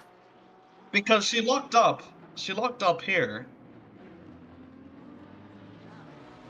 Oh, yep. She's retired. Is that her first? It's her first retirement. Wait. Maybe not even a retirement. A rage quit, potentially? That's a rage quit, possibly. Oh, actually, yeah, no, that would seem more feasible. Yeah, It's so, I mean, I guess that's another position for James White, then. and we were Goodness. saying that, and we were not saying is doing the last of 4 chance. There's a battle between Shinju and Axel, and just to tank stuff Axel just a little bit of a light pit maneuver, if you will, and Yep. I I've seen my fair don't share of remember. pities. Yeah, what in Detroit? No, on YouTube. Maybe. I mean, it wouldn't be unusual to see in Detroit. Absolutely not. Axel's gone off again. I think that was in Ascaria's again. This time it's just went on the grass. Oh man. Tension now draws back between Shinju and Haxel once again. Just about under 7 minutes left on the clock now. I must say, it's a very chaotic, hectic race. Oh my goodness. To say the least. We've got it looks like Haxel's just gone a bit of a tank slapper there on the Ascari, and Yup. lost all that gain that he made just on that second sector now, and he comes under pressure now for the third sector and down to the first corners. I will say though, it is still a lot of time left, but I will That's ask, true. who would you give driver of the day to? Honestly, no question about it. I think it deserves to go to James White. The very fact that he started out in the very last position at 18th, and he has climbed his way to just being outside of podium. I don't think there is anything that should he deserves nothing less than driver of the day, in my honest opinion. Yeah, I honestly agree with you. I think what we've seen here is one of the best no qualifying shows race Oh session. wait, hold on a sec. We've got a drive-through penalty, a second one to Anton Johansson. Is that a second one? Track limit? Really? Goodness gracious. So is it first one. Is it leaving the pit lane? Oh my god, Shinju and Haxel. What the No, hell? now he's in the pit lane. Charlie Green and Williamson are in the midst of battle for P12. That was, if I remember, like Shinju was really close there. So we're watching the replay between Green and Williamson. This was just coming out of turn 2 now and going for the long right-hander. See Rashid and Shin. Oh my, Axel and Henji are just still going at it now. Another tank slapper once again from Axel, and he's lost position, and that is Gilroy. We have another drive-through penalty. This one to Williamson. We have seen 4 drive-throughs. Track limits. Track limits. Holy. Yeah, no, I guess I may have been correct to make a hasty generalization about penalties per race. I'm trying to see the live streaming incidents and I don't see anything. Yeah. Goodness. Yep. Just under 4 minutes left to go. Yeah, I think it's outdated. Oh, thank you. I've been reading for the wrong spreadsheet. Ah. Yeah. Nice. Pardon me. But yeah, it seems Goldsmith is losing more and more time to Gilroy. The gap's now gone to over 7 seconds, so I'm pretty sure it's going to be Gilroy by a mile. Yeah, I believe so too. I will say though, Goldsmith has done really well to climb from his calling it demons would be rude, but the demons of an hour ago or so. Yeah, no, I'm honestly with you on that. I managed to finish in second as well because he should have finished in second last time round, but unfortunately, yeah, he qualified in second. But yeah, no, I'm absolutely with you on that. He's overcome the blooming presence on his back of like, I gave up a podium position type deal. I should have finished in second. Well, there's the opportunity. He's got now less of a gap between him and Searle than between him and Gilroy. But yeah, no, it's consistently 7 seconds there. As we look at Shahar and Ghani Rashid staying behind, I believe that is Hindmark, yes? Yeah, I believe so. Yep, the livery seems quite familiar. I do recognize, yep, the 5 on there. Yep, that is Hindmark. It's Jake Ansel again? He's not having a good race, is he? He's having my gosh. This kind of reminds me of Jake Ansel's downfall in the first race. Oh lordy. Yeah, that's just coming not really good at all. Yeah. Whatsoever. Attention now draws back to this battle between Hindmark and Ghani Rashid. Hindmark's just gone a bit too deep, and has he capitalized? Is it? Oh, we got contact there. Another pit maneuver light.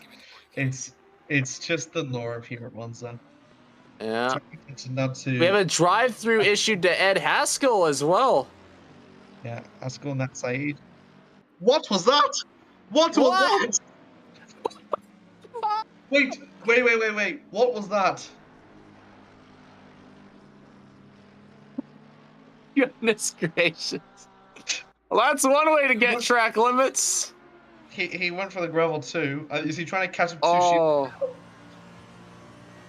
man. I think he was. Oh man. What are you doing, Ed?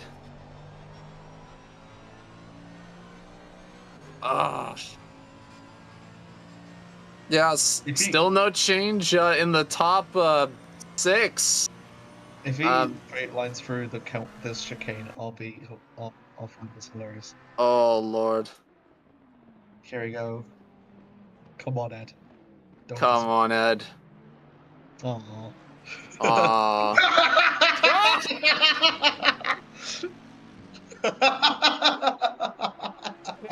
I think he just doesn't give a toss anymore. What do you think, race ban? Oh, I don't know. That's for the stewards to decide, I believe. That maybe there could be something wrong with the inner workings of the car as well. Oh, so it's the car that's making him go straight line through the chicanes. I'm just saying. I mean, it is quite funny though. All right, we're finally having a battle now. The timer is up, and that will mean the line is slowly going to cross. And oh my God, Haxel, with absolutely under his own merit and no cheating whatsoever, gets himself up to 7th.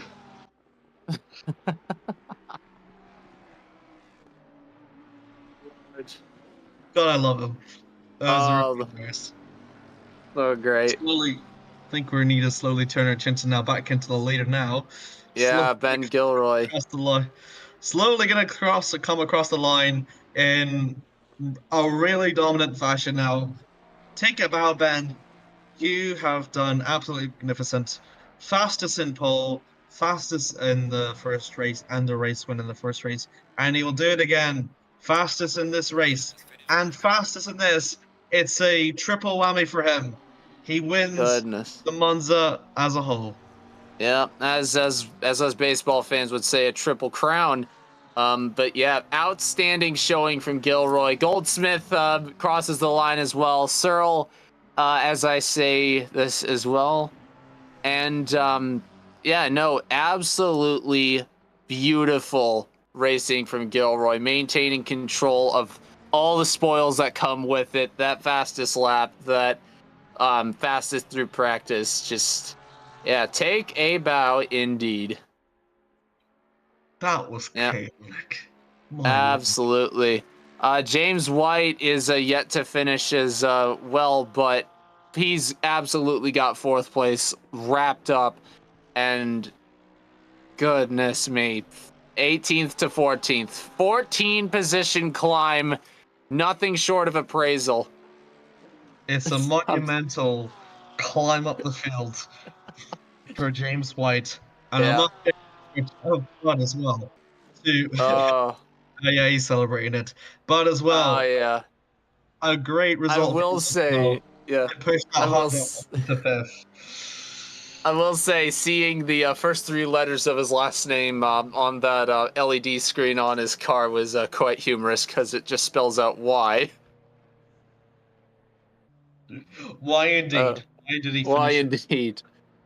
Oh goodness. So, yep, Ryan Shea and Jake Ansel, the only 2 cars that have not crossed the line. As Shea now coming through, and that just leaves Jake Ansel, who nothing short of a rough race for him. Honestly, I hope he can pick it back up next week. Well, it's it's a little crooked. A little crooked.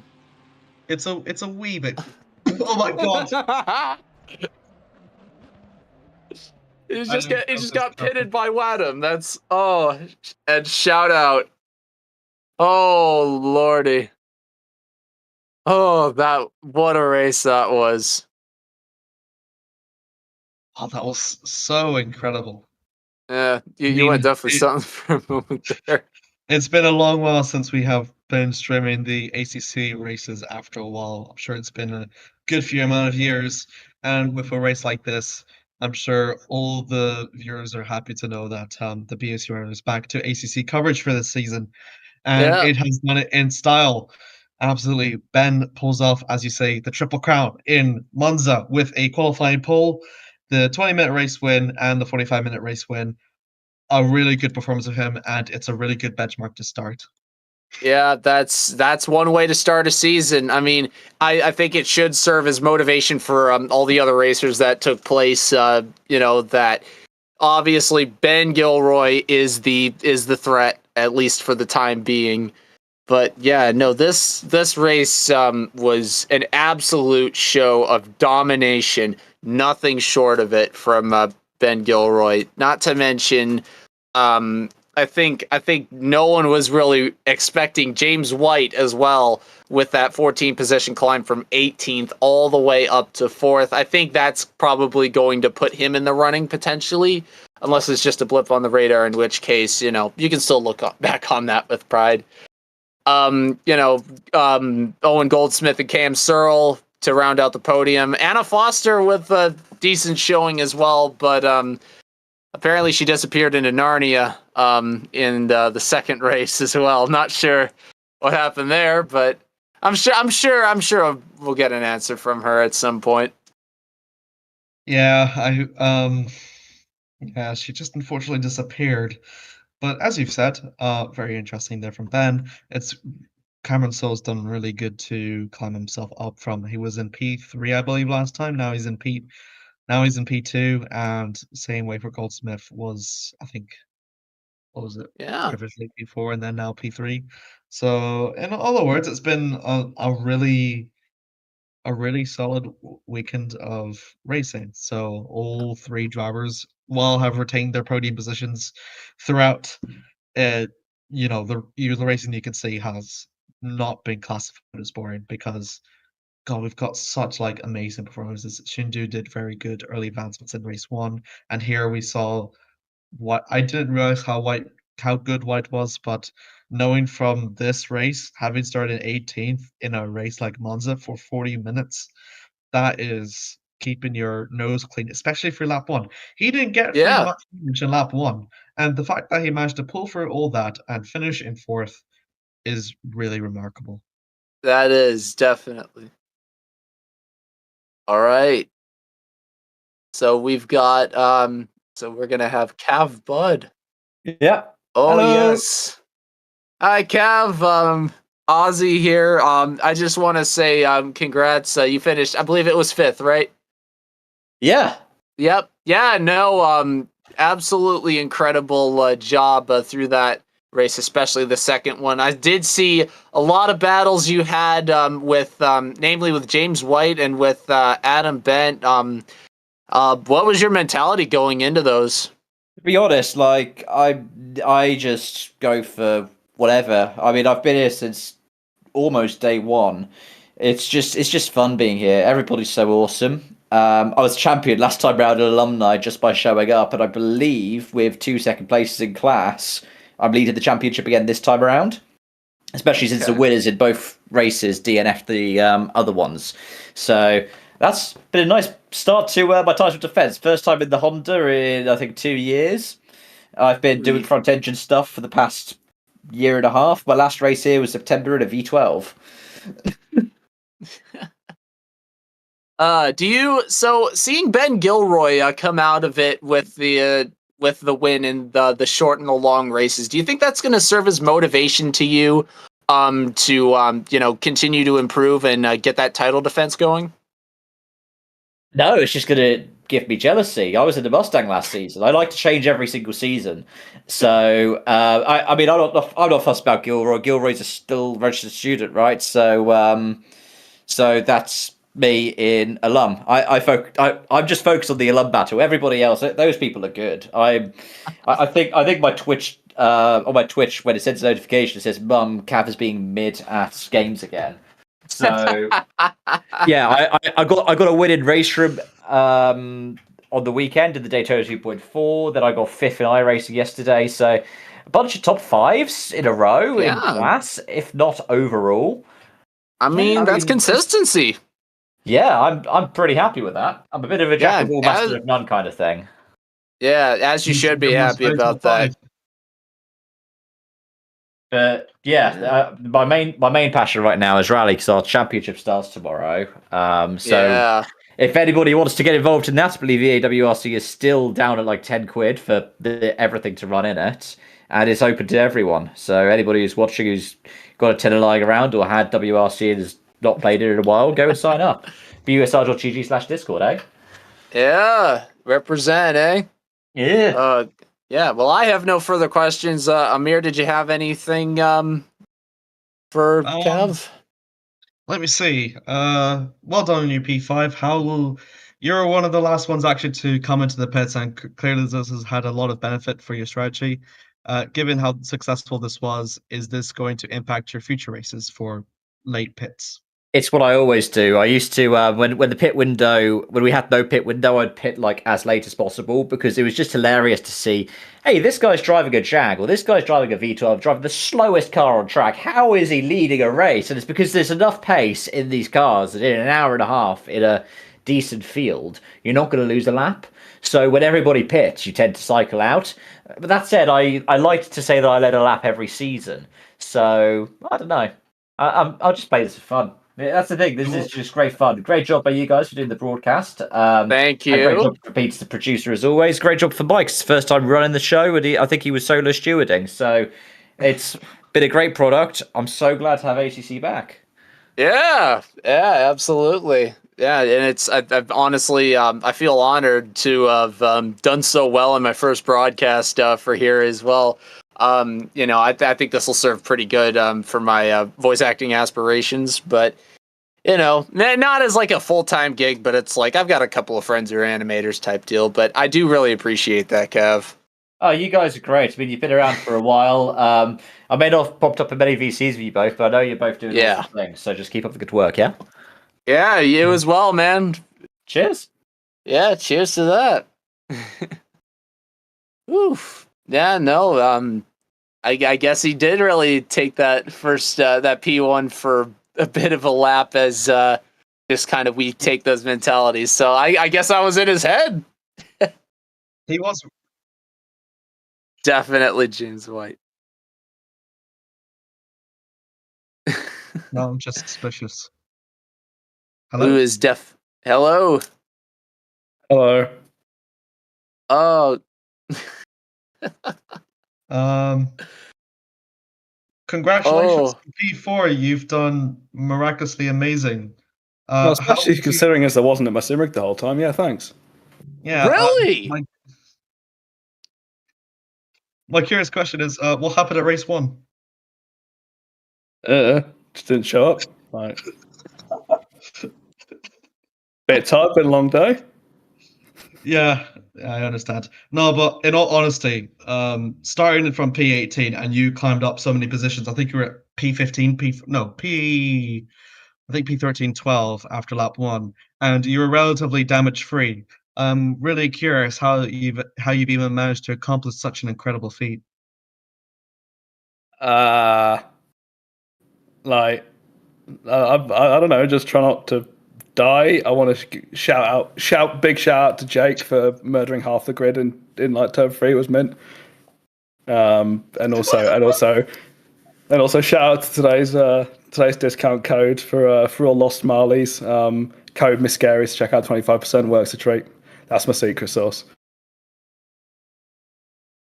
My gosh. I didn't even get to tell him that he was my driver of the day. Oh, what a mad lad. What a mad lad. Who next for interviews? He's such a salesman, Jesus Christ.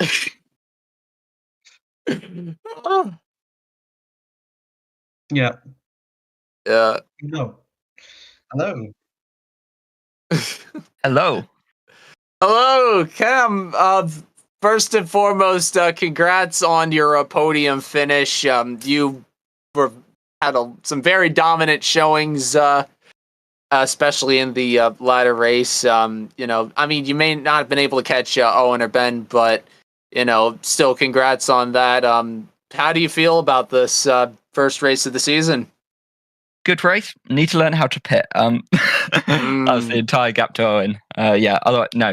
Cracking race that was. Yeah, no, and a good showing as well. Do you think having finished behind Ben and Owen is going to serve as maybe some sort of inspiration or motivation to keep up the good work, something like that? I mean, 100%. I mean, targets Owen as always. Ben for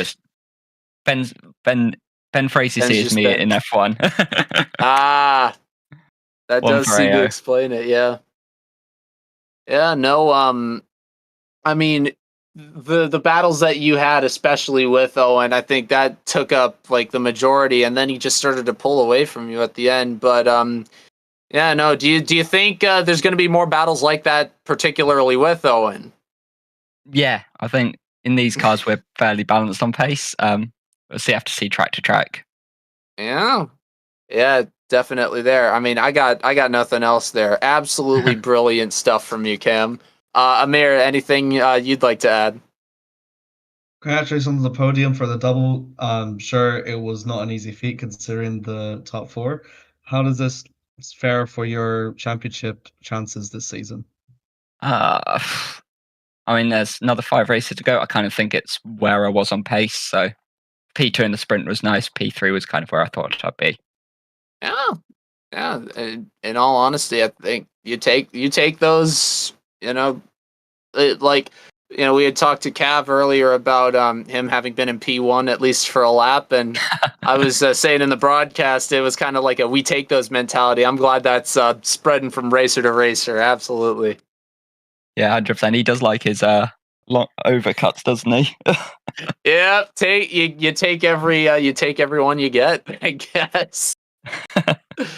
But yeah, absolutely brilliant stuff from you, Cam. Hope next week goes better for you, eh? Yeah, fingers crossed. All right. Mm-hmm. Exactly. Congrats on the double podium, Cam. Yeah. Thanks, guys. Mm-hmm. So I take it next is Owen then. Owen! Hello. Hello. First things first, congratulations on the second place finish in the 45-minute race. Thank you.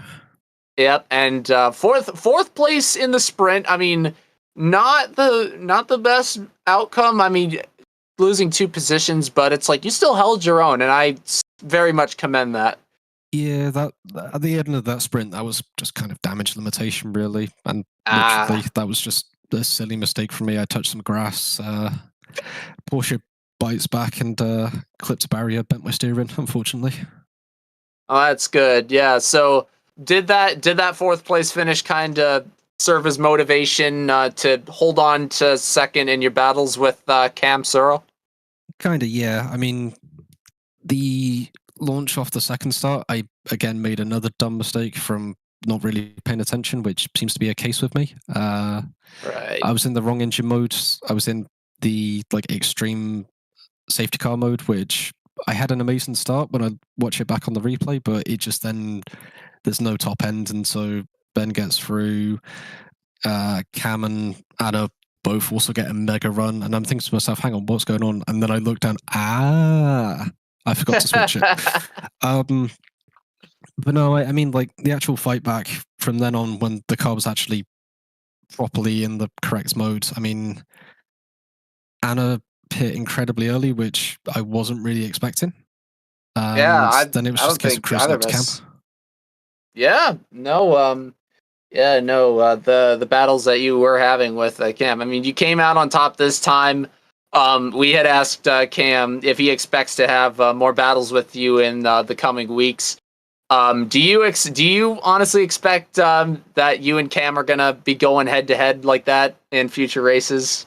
Yeah, I mean, I'm hoping so at least. I've still got a few more kinks and bugs to iron out with the actual driving style of the Porsche, because it's a lot different compared to, say, the 296, which was the last car I've driven, or even the BMW. Like, it's loose, but at the same time, it goes and does what you tell it to do. But the second you show even a moment of hesitation or weakness, it can just bite back and really knock you out down if you're not careful. So yeah, it's a case of just mastering it, and then hopefully more battles, and who knows, I might be able to catch up to Ben over time. I was going to ask if you believe that there's a good chance that you can catch up to Ben, but I guess you answered that for me.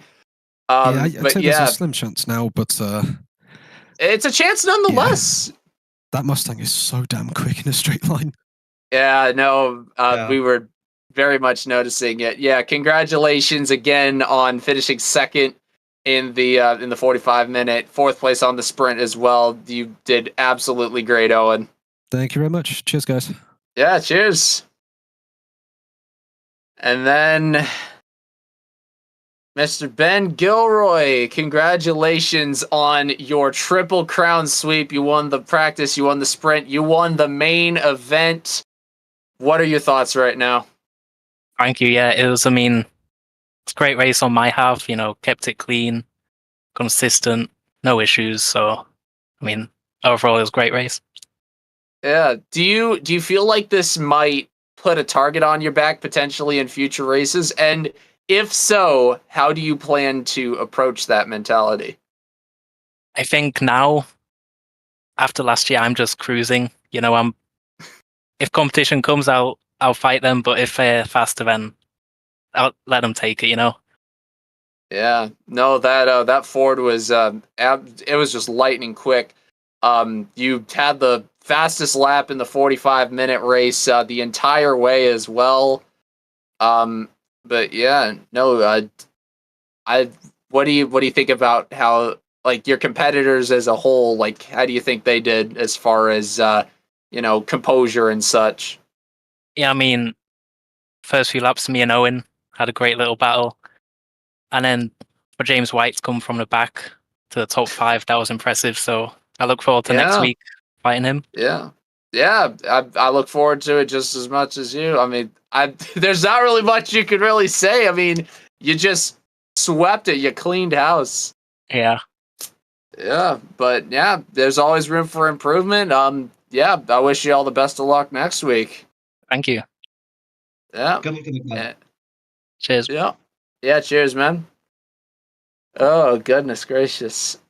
Take it. It's oof. I take it. Is it just top 5? Are there any other interviews at all? That's it? Oh, man. Well, there is one thing that might worry Ben a bit. We did see how the Ferrari driver did spin a lot in Monza, so next week is the Glen. So maybe representing the Americans might cause some pressure to him at the nation. Who knows? We do tend to screw up at times, trust me. Oh, trust me, I know. Big time. Who doesn't? Who doesn't know? Oh my goodness gracious. But yeah, no, that was a brilliant race. Absolutely. And yeah, at the Glen, if it's more chaotic than this, I will be quite surprised. Yeah, I would be too. The good thing about the Glen, though, is unlike Monza, it's got lots of elevation changes. I think there'll be a bit more chance for changeable weather as well, considering that it's in New York as well. And yeah, it's also the only calendar that we escape Europe. So for many drivers, it's going to be the only time that they'll ever be able to escape the European landscape. So that will be fun and exciting. That comes about in about a week. The Glen race as well, will also be the first race where we will hold the usual race format. So that will be one 75-minute race instead of a 20-minute race and a 45-minute race. So that means that there's going to be a 75-minute race all through. So the carnage that we expect, that we saw from the second race of Monza, will more or less be even more amplified come the Glen.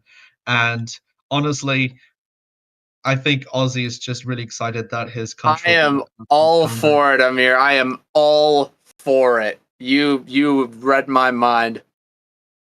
Is that why you're wearing a racing cap? Are you preparing for next week? I just thought I'd put this on just because I like the hat. What do you mean? It's you changed it midway for the race. Yeah.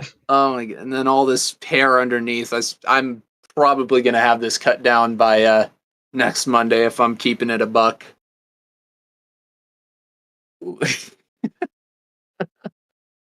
I look like a Karen. I need to speak to your manager, BUSR, or I think I already have been. Yeah, no, but Kraken cast, absolutely. Oof. It's incredible, though. BSUR, the ACC season, I think is going to be remarkable. We've already got one race down.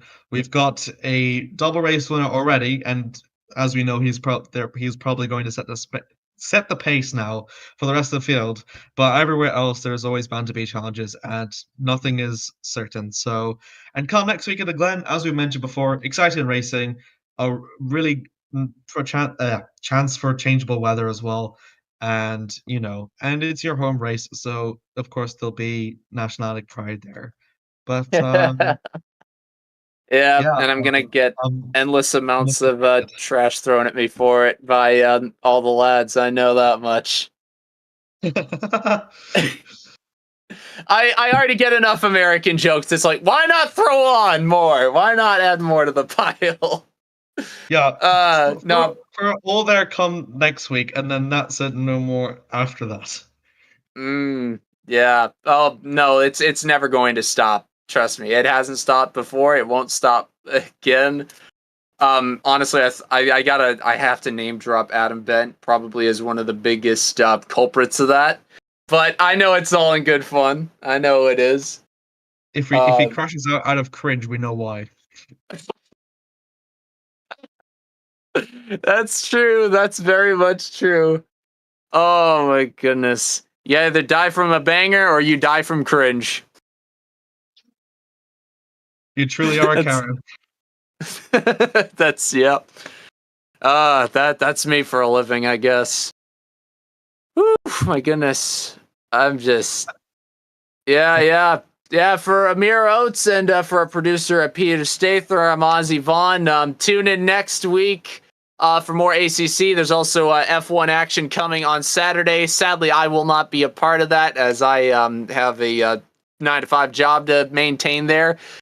But I will be watching in spirit. Take it easy, everybody. Thank you so much for watching, and thank you so much for making this first broadcast an absolute treat. Have a good one. Have a good night.